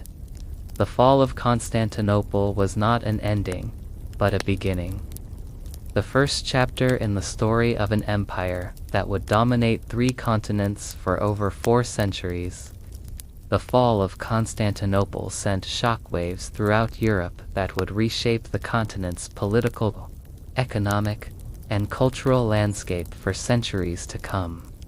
What had begun as a local conflict between a declining Byzantine Empire and a rising Ottoman state became a catalyst for changes that would define the early modern world. The most immediate impact was felt in the realm of trade and commerce. For over 1,000 years, Constantinople had been the crucial link in the trade routes connecting Europe with Asia. Merchants from Venice, Genoa, and other Italian city-states had grown rich, carrying spices, silks, and other luxury goods from India and China, through the Byzantine capital, to markets in Western Europe. The Ottoman conquest didn't immediately end this trade, but it fundamentally altered its character. Mehmed, despite his promises to respect existing commercial arrangements, imposed new taxes and regulations that made the traditional routes less profitable. More importantly, European merchants now found themselves dependent on the goodwill of a Muslim ruler whose ultimate loyalties lay with the Islamic world rather than with Christian Europe. This new reality provided a powerful incentive for European explorers to seek alternative routes to the riches of Asia. The Portuguese, who had already begun exploring the African coast under Prince Henry the Navigator, redoubled their efforts to find a sea route to India around the Cape of Good Hope. The Spanish, not to be outdone, sponsored Christopher Columbus' attempt to reach Asia by sailing west across the Atlantic. The connection between the fall of Constantinople and the Age of Exploration is not merely coincidental. Many of the navigators, cartographers, and scholars who made these voyages possible were directly or indirectly influenced by the Ottoman conquest. The need to bypass Ottoman-controlled trade routes provided both the motivation and the financial backing for expeditions that would ultimately lead to the European discovery and colonization of the Americas. The cultural impact of Constantinople's fall was equally profound. The exodus of Greek scholars from the conquered city brought a treasure trove of classical learning to Western Europe, just as the Renaissance was reaching its peak. These refugees carried with them not only precious manuscripts, but also the linguistic and scholarly skills needed to translate and interpret ancient Greek texts. The arrival of these Byzantine scholars in Italy, France, and other parts of Western Europe provided a crucial stimulus to humanist learning. Universities that had previously relied on Latin translations of Greek works now had access to the original texts and to scholars who could read them in their original language. This influx of authentic classical learning helped to fuel the intellectual revolution that was transforming European thought. Among the most significant of these refugee scholars was Cardinal Bessarion, who had served as the Byzantine Emperor's representative at the Council of Florence in the 1430s. Bessarion brought with him one of the finest libraries of Greek manuscripts in existence, which he eventually donated to the city of Venice. His collection became the foundation of the Bibliotheca Marciana, one of Europe's greatest libraries. Another important figure was George of Trebizond, a scholar who had already established himself in Italy before Constantinople's fall, but whose work took on new urgency afterward. George devoted himself to translating and commenting on Aristotle's works, helping to make the great philosopher's ideas more accessible to Western European scholars. The impact of these scholars extended far beyond the realm of classical learning. Their knowledge of Greek theology, philosophy, and science contributed to debates about everything from the nature of the soul to the structure of the universe. Their presence in Western European universities helped to create a more cosmopolitan intellectual environment that would prove crucial to the development of modern science and philosophy. The fall of Constantinople also had profound implications for the development of printing technology. The need to preserve and disseminate the Greek texts brought by refugee scholars provided a powerful incentive for the development of Greek typefaces and printing techniques. The famous Aldine Press in Venice, established by Aldus Manutius, specialized in producing high-quality editions of Greek classics that made these works available to a much wider audience than ever before. The political ramifications of the Ottoman conquest were equally the fall of the last remnant of the Roman Empire sent a clear message to European rulers that the balance of power in the Eastern Mediterranean had shifted decisively in favor of the Ottomans. This realization prompted a series of diplomatic and military responses that would shape European politics for generations. The Holy Roman Emperor Frederick III, whose domains bordered Ottoman territory, immediately began strengthening his defenses and seeking allies for what seemed like an inevitable conflict with Mehmed's expanding empire.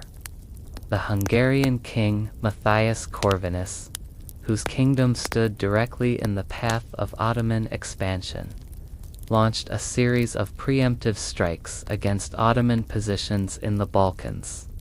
Perhaps most significantly, the fall of Constantinople provided the impetus for the creation of new military technologies and tactics designed to counter the Ottoman threat. European armies began adopting firearms and artillery on a much larger scale, recognizing that traditional medieval warfare was inadequate against the disciplined Ottoman forces that had conquered the Queen of Cities. The psychological impact of Constantinople's fall cannot be overstated. For over 1,000 years, the city had stood as a symbol of Christian resistance to Islamic expansion. Its walls had never been breached by force, and its survival had seemed to prove that God favored the Christian cause. The city's fall shattered this confidence and forced European Christians to confront the possibility that their civilization might not be divinely protected after all. This crisis of confidence manifested itself in various ways. Some Europeans responded with calls for religious reform and renewal, arguing that Constantinople had fallen because Christians had strayed from the true path. Others turned to apocalyptic thinking, interpreting the Ottoman conquest as a sign that the end times were approaching. The Protestant Reformation, which began just 64 years after Constantinople's fall, was influenced by these anxieties. Martin Luther and other reformers argued that the corruption of the Catholic Church had weakened Christendom and made it vulnerable to Islamic conquest. The need to purify Christianity in the face of the Ottoman threat became one of the rallying cries of the Protestant movement.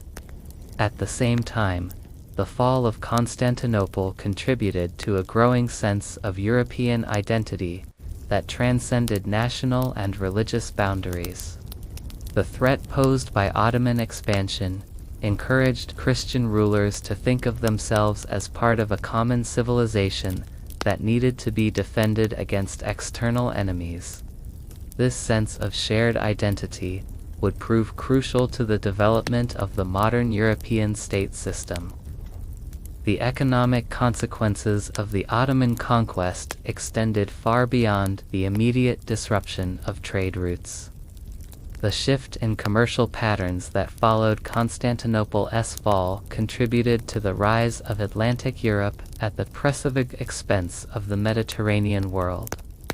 Cities like Lisbon, Seville, Amsterdam, and London began to eclipse Venice, Genoa, and Constantinople as centers of international commerce. This geographic shift in economic power had profound implications for the development of capitalism and the modern world economy.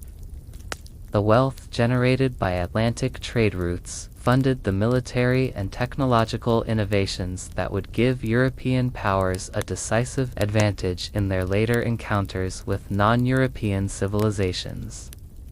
The fall of Constantinople also marked the beginning of a new phase in the relationship between Christianity and Islam. The Ottoman Empire's expansion into Europe brought large numbers of Christians under Muslim rule for the first time since the early centuries of Islamic expansion. The Ottoman system of religious tolerance, while imperfect by modern standards, provided a model for governing religiously diverse populations that would influence political thought for centuries to come. As the immediate shock of Constantinople's fall began to fade, Europeans gradually came to terms with the new reality of Ottoman power. Diplomatic relations were established, trade resumed, and a complex pattern of cooperation and conflict emerged that would characterize European-Ottoman relations for the next 4 centuries. But the memory of May 29, 1453, never entirely faded. The fall of Constantinople remained a powerful symbol in European consciousness, representing both the end of an era and the beginning of a new and uncertain age. It was the day the Middle Ages died and the modern world was born, and its echoes would resonate through the centuries that followed. In the immediate aftermath of Constantinople's fall, the fate of the city's surviving population became a matter of urgent concern for both the conquerors and the conquered.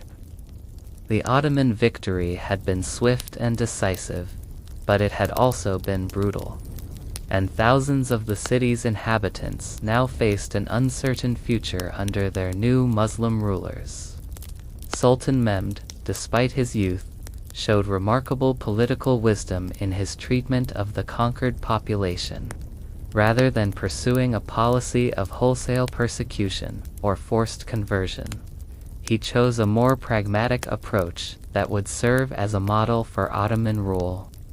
Throughout the empire's long history, the Sultan's first priority was to restore order and prevent the complete depopulation of his new capital. Many of Constantinople's inhabitants had fled during the siege or in its immediate aftermath, and those who remained were traumatized by the violence they had witnessed. Mehmed understood that a city without people was worthless, regardless of its strategic importance. To address this problem, the Sultan issued a series of proclamations guaranteeing the safety and property rights of those who chose to remain in the city.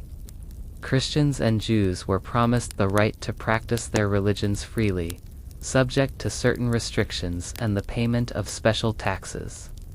Merchants were offered favorable trading privileges, and artisans were encouraged to continue their crafts under Ottoman patronage.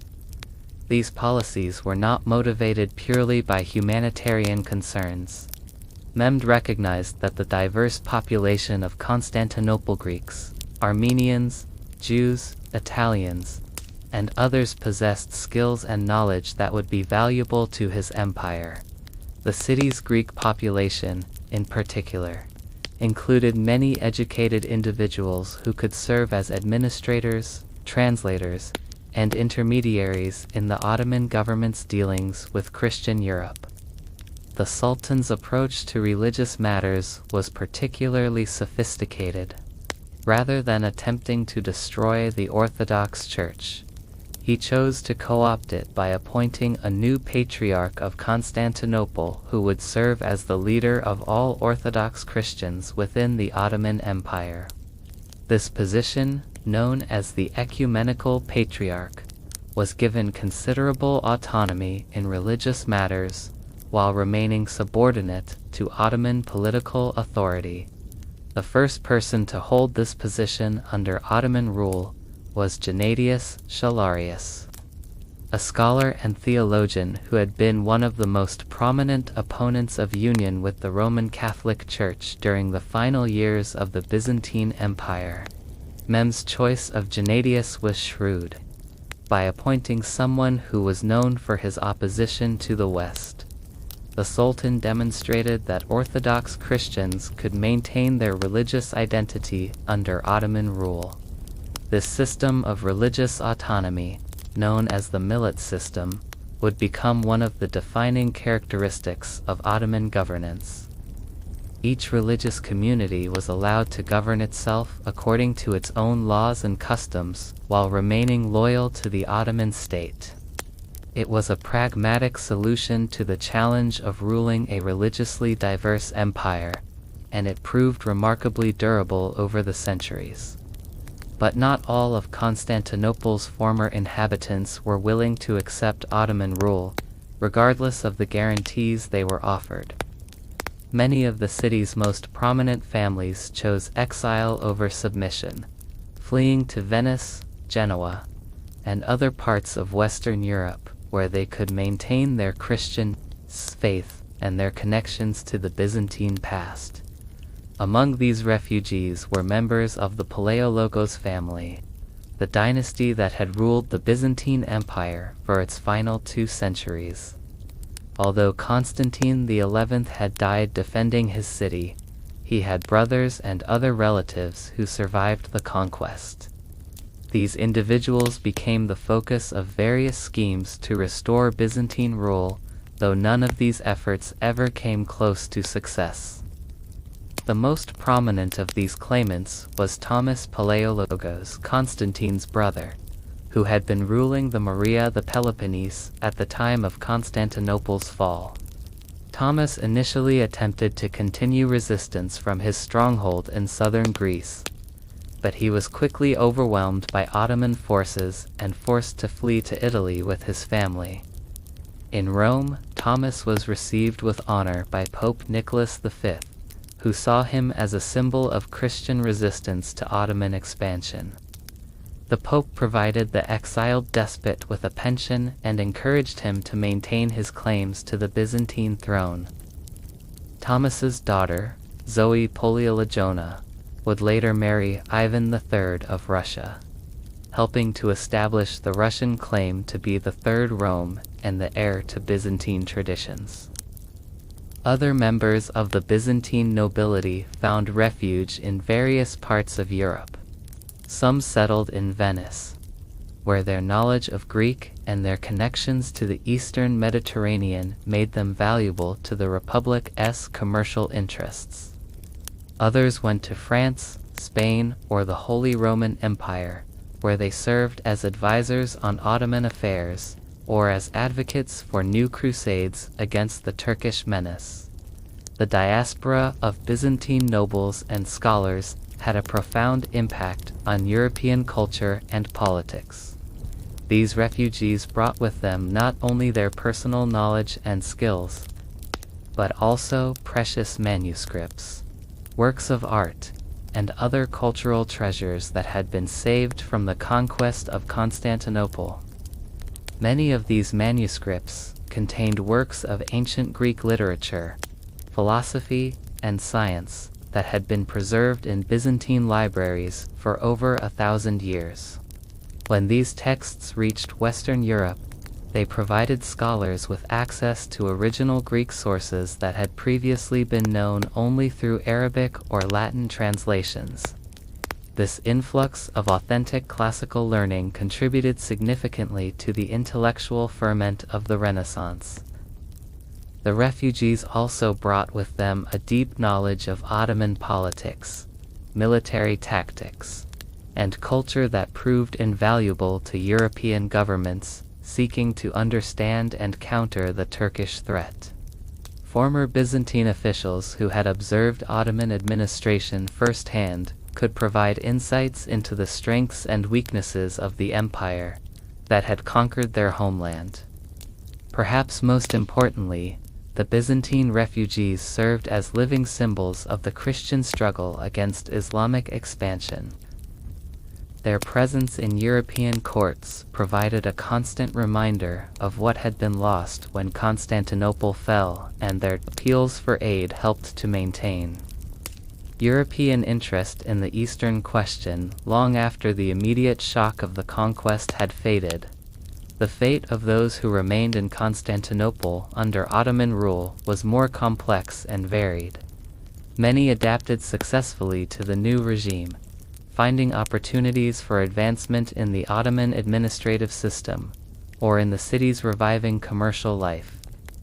The Greek population in particular proved adept at serving as intermediaries between the Ottoman government and European merchants, a role that brought considerable wealth and influence to some families.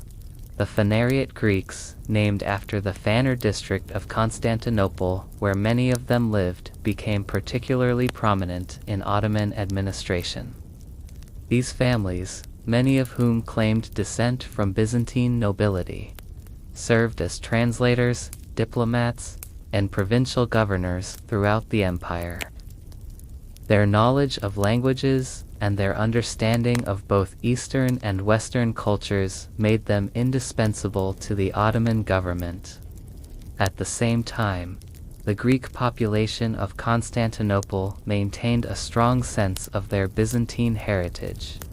They preserved the Greek language, maintained their Orthodox faith, and kept alive the memory of the empire that had once ruled from their city. This cultural continuity would prove crucial to the development of Greek national consciousness in later centuries.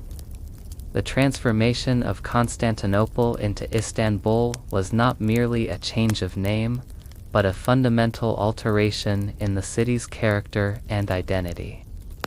The Ottoman capital that emerged from the ruins of the Byzantine city was larger, more diverse, and more cosmopolitan than its predecessor had been for centuries.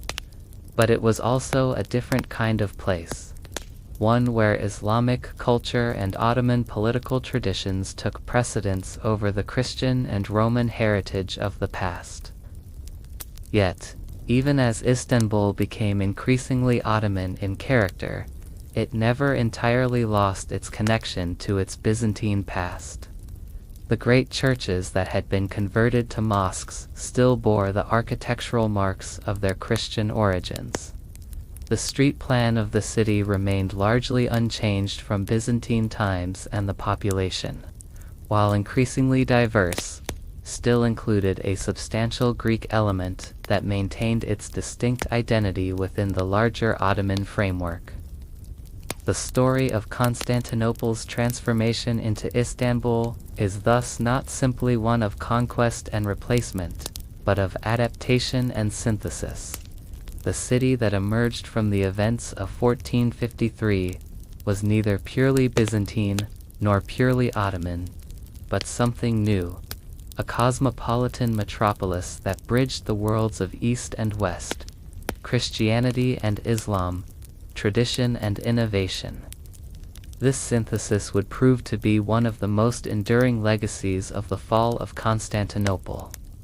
The city that had once been the capital of the Eastern Roman Empire became the heart of a new kind of empire, one that would dominate the Eastern Mediterranean and much of Europe for centuries to come. And in that transformation, something of the old world survived, even as something entirely new was born. As the dust settled over the conquered city and the immediate chaos of victory gave way to the longer process of consolidation, it became clear that the fall of Constantinople represented far more than just another medieval conquest. The events of May 29, 1453 had fundamentally altered the balance of power in Europe and the Mediterranean, setting in motion changes that would reshape the world for centuries to come. The most immediate and visible change was the transformation of the Ottoman Empire itself. Mehmed's conquest of Constantinople elevated him from a regional ruler to a figure of world historical importance. The young sultan who had dreamed of taking the unconquerable city now found himself master of an empire that stretched from the Danube to the Euphrates, from the Black Sea to the Mediterranean.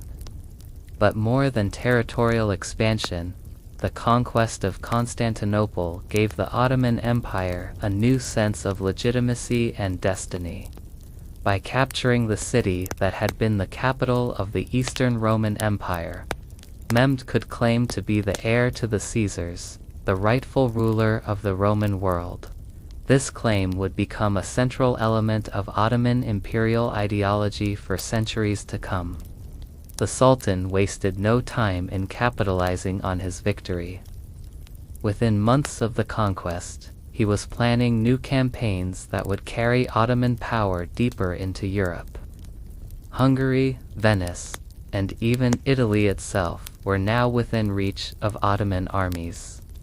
The balance of power that had defined medieval Europe was crumbling, and a new order was emerging in its place.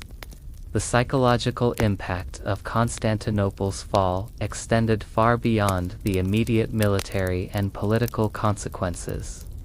For over 1,000 years, the city had stood as a symbol of Christian resistance to Islamic expansion.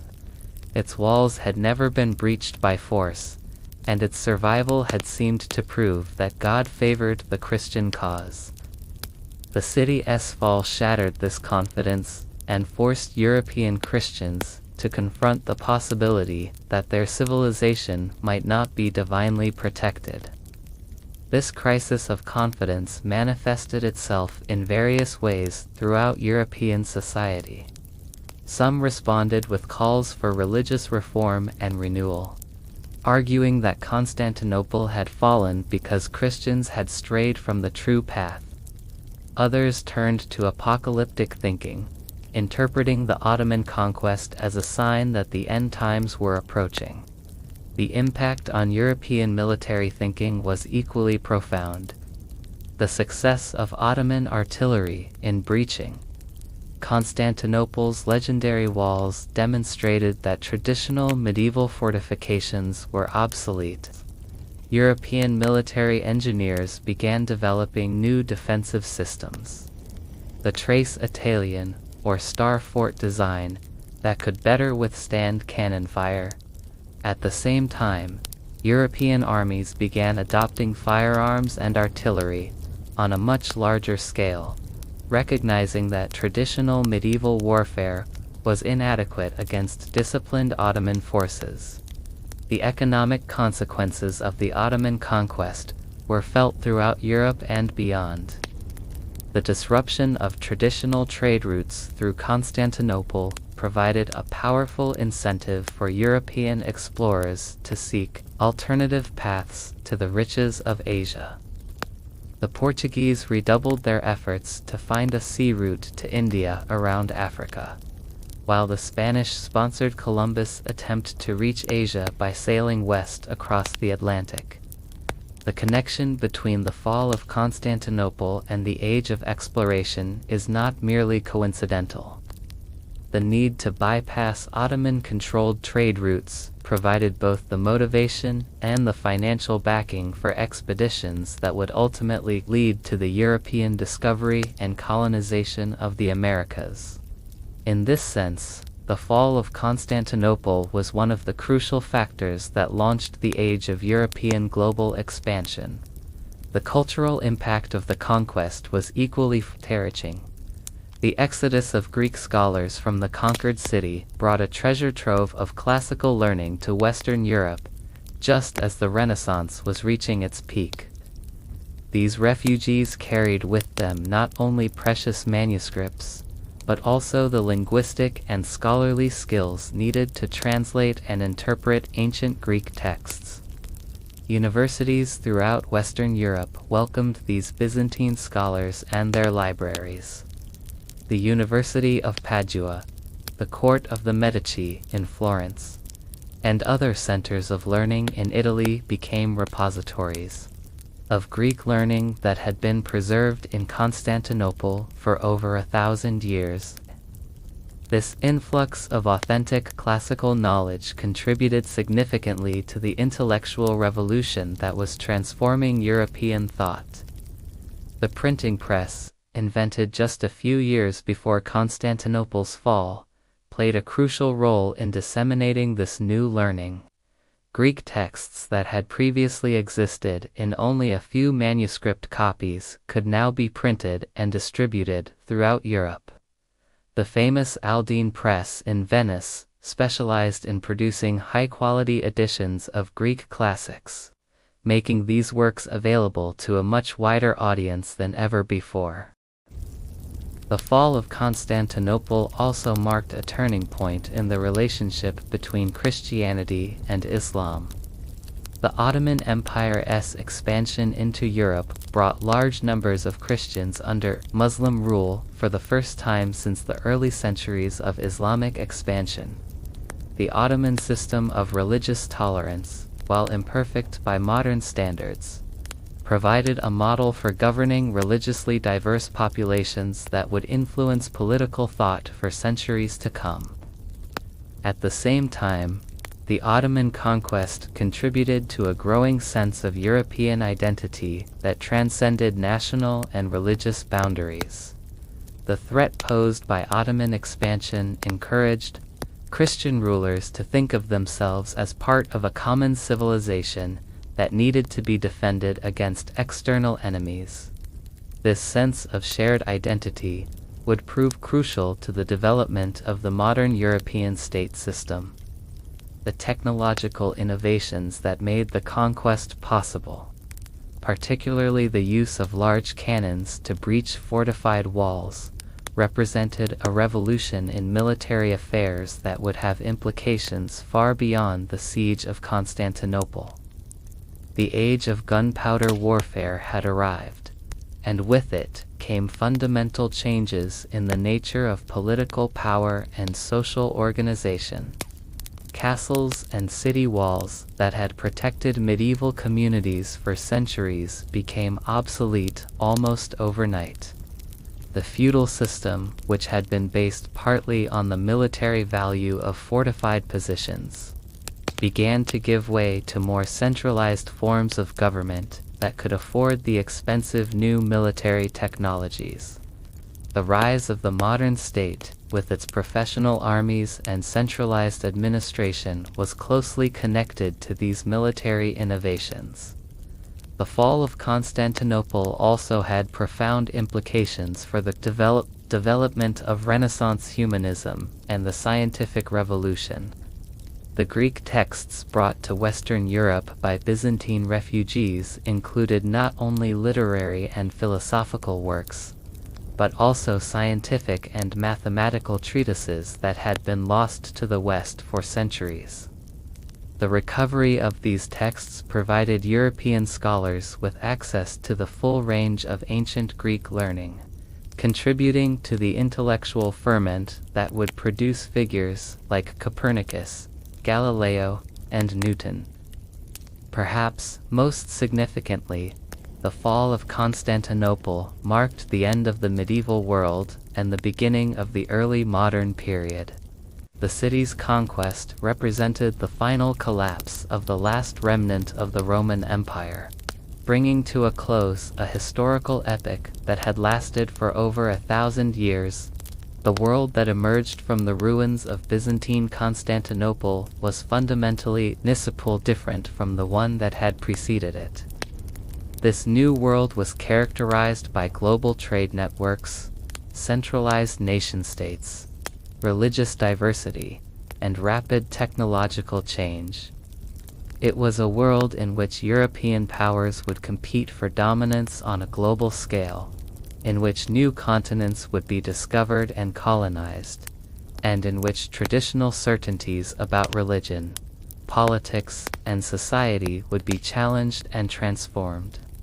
The young sultan who had conquered the unconquerable city could hardly have imagined the full consequences of his victory.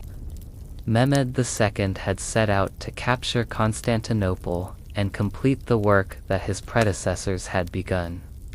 In doing so, he had inadvertently helped to launch a new age in human history. An age that would be defined by the very European expansion and innovation that his conquest had helped to inspire. The fall of Constantinople was thus both an ending and a beginning. It marked the death of the medieval world and the birth of the modern age. The thunder of Mehmed's cannons against the Theodosian Walls was not just the sound of stone crumbling. It was the sound of history itself turning a page, closing one chapter of human experience and opening another. The day the Middle Ages died was also the day the modern world was born, and the echoes of that transformation continue to resonate through our world today. More than 500 years have passed since the walls of Constantinople finally fell to Mehmed's cannons, but the echoes of that momentous day continue to reverberate through our modern world. The city that once stood as the last bastion of the Roman Empire, the bridge between East and West, the guardian of Christian Europe's eastern frontier, has become something entirely different.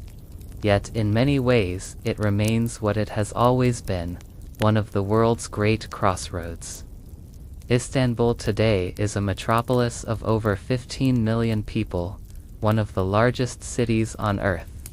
Its skyline is dominated not by the dome of the Hagia Sophia alone, but by hundreds of minarets reaching toward the sky, by modern skyscrapers that dwarf even the greatest monuments of the past, by bridges that span the Bosphorus and unite Europe with Asia in ways that the Byzantine emperors could never have imagined. Yet, walk through the streets of the old city, and you can still feel the weight of history pressing down upon you. The Theodosian Walls still stand, though they no longer defend anything more than memories. The Hagia Sophia still dominates the skyline, though it has been transformed from church to mosque to museum and back to mosque again. Each transformation reflecting the changing tides of history. The Golden Horn still glitters in the morning sun, though it now carries container ships and pleasure craft rather than the war galleys of emperors and sultans. The Grand Bazaar still echoes with the voices of merchants hawking their wares, though they now sell souvenirs to tourists rather than silk and spices to the traders of 3 continents. In many ways, modern Istanbul embodies the synthesis that Mehmed II envisioned when he conquered Constantinople. It is a city where East meets West, where Europe encounters Asia, where the traditions of multiple civilizations blend and compete and coexist. It is neither purely Turkish nor purely cosmopolitan, neither entirely modern nor completely traditional, but something uniquely its own. The fall of Constantinople changed the world in ways that its contemporaries could never have fully understood. The refugees who fled the conquered city carried with them the seeds of the Renaissance, helping to spread Greek learning throughout Western Europe and contributing to the intellectual revolution that would transform human understanding of the natural world. The disruption of traditional trade routes forced European explorers to seek new paths to the riches of Asia, leading directly to the voyages of discovery that would bring Europeans to the Americas and launch the age of global exploration and colonization. The military innovations that made the conquest possible, particularly the use of artillery to breach fortified walls, revolutionized warfare and contributed to the rise of the modern centralized state. the Ottoman Empire that emerged from Mehmed's victory would dominate the eastern Mediterranean and much of Europe for over 4 centuries, creating a unique synthesis of Islamic, Turkish, and Byzantine traditions that influenced everything from architecture to cuisine to administrative practices. The millet system of religious autonomy that the Ottomans developed to govern their diverse subjects provided a model for religious tolerance that was far ahead of its time. But perhaps the most profound impact of Constantinople's fall was psychological and cultural. The conquest shattered the medieval worldview that had dominated European thinking for over 1,000 years. The city that had seemed divinely protected, the walls that had never been breached, the empire that had claimed to be eternal, all had fallen to the cannons of a 21-year-old Muslim sultan. This crisis of confidence forced Europeans to question their assumptions about divine favor, cultural superiority, and historical destiny. It contributed to the religious upheavals of the Reformation, the intellectual ferment of the Renaissance, and the aggressive expansion that would carry European power to every corner of the globe. The story of Constantinople's fall is ultimately a story about the nature of historical change itself. It reminds us that no empire, no matter how powerful or long-lasting, is truly eternal. It shows us how a single event, the breach of a city wall, the death of an emperor, the triumph of new technology over old traditions, can reshape the entire course of human history. Constantine XI, the last Byzantine emperor, died believing that he was defending not just a city, but a civilization, a way of life that had endured for over 1,000 years. In one sense, he failed. The empire he died to protect vanished forever on May 29, 1453. But in another sense, he succeeded beyond his wildest dreams, for his heroic last stand ensured that the memory of Byzantium would never die. Mehmed II achieved his goal of conquering the unconquerable city, but he also set in motion forces that would ultimately challenge and transform the very empire he had worked so hard to build. The Europe that emerged from the shock of Constantinople's fall would prove to be more dynamic, more innovative, and ultimately more powerful than the medieval Christendom that the Ottomans had defeated. The fall of Constantinople teaches us that history is not a straight line, but a complex web of cause and effect, where victory and defeat, triumph and tragedy, ending and beginning, are often indistinguishable from one another. The day the Middle Ages died was also the day the modern world was born, and in that paradox lies one of the great truths about the human experience. Today, as we face our own challenges of globalization, cultural conflict, and technological change, the story of Constantinople's fall remains remarkably relevant.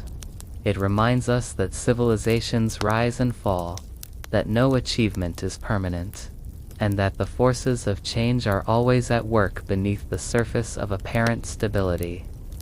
But it also reminds us of the power of human courage and determination in the face of impossible odds. Constantine XI, standing on the walls of his doomed city with his sword in his hand and his empire crumbling around him, represents something eternal in the human spirit: the refusal to surrender in the face of overwhelming force, the determination to fight for what we believe in even when victory seems impossible. The walls of Constantinople may have fallen, but the spirit they represented, the idea that some things are worth defending to the death, lives on. In that sense, the last Roman emperor achieved a kind of immortality that no conqueror could ever take away. The thunder of Mehmed's cannons has long since faded into silence, but the echoes of that distant May morning continue to shape our world. The fall of Constantinople was not just the end of an empire or the death of an age. It was a reminder that history is always in motion, that change is the only constant, and that the future belongs to those who have the courage to embrace it. In the end, perhaps that is the greatest lesson of Constantinople's fall, that endings are also beginnings, that death gives birth to new life, and that even the mightiest walls cannot hold back the tide of history forever. The Queen of Cities fell, but from its ashes rose a new world, our world with all its possibilities and perils, its triumphs and tragedies, its endless capacity for both creation and destruction. The day the Middle Ages died was the day we began to become who we are today.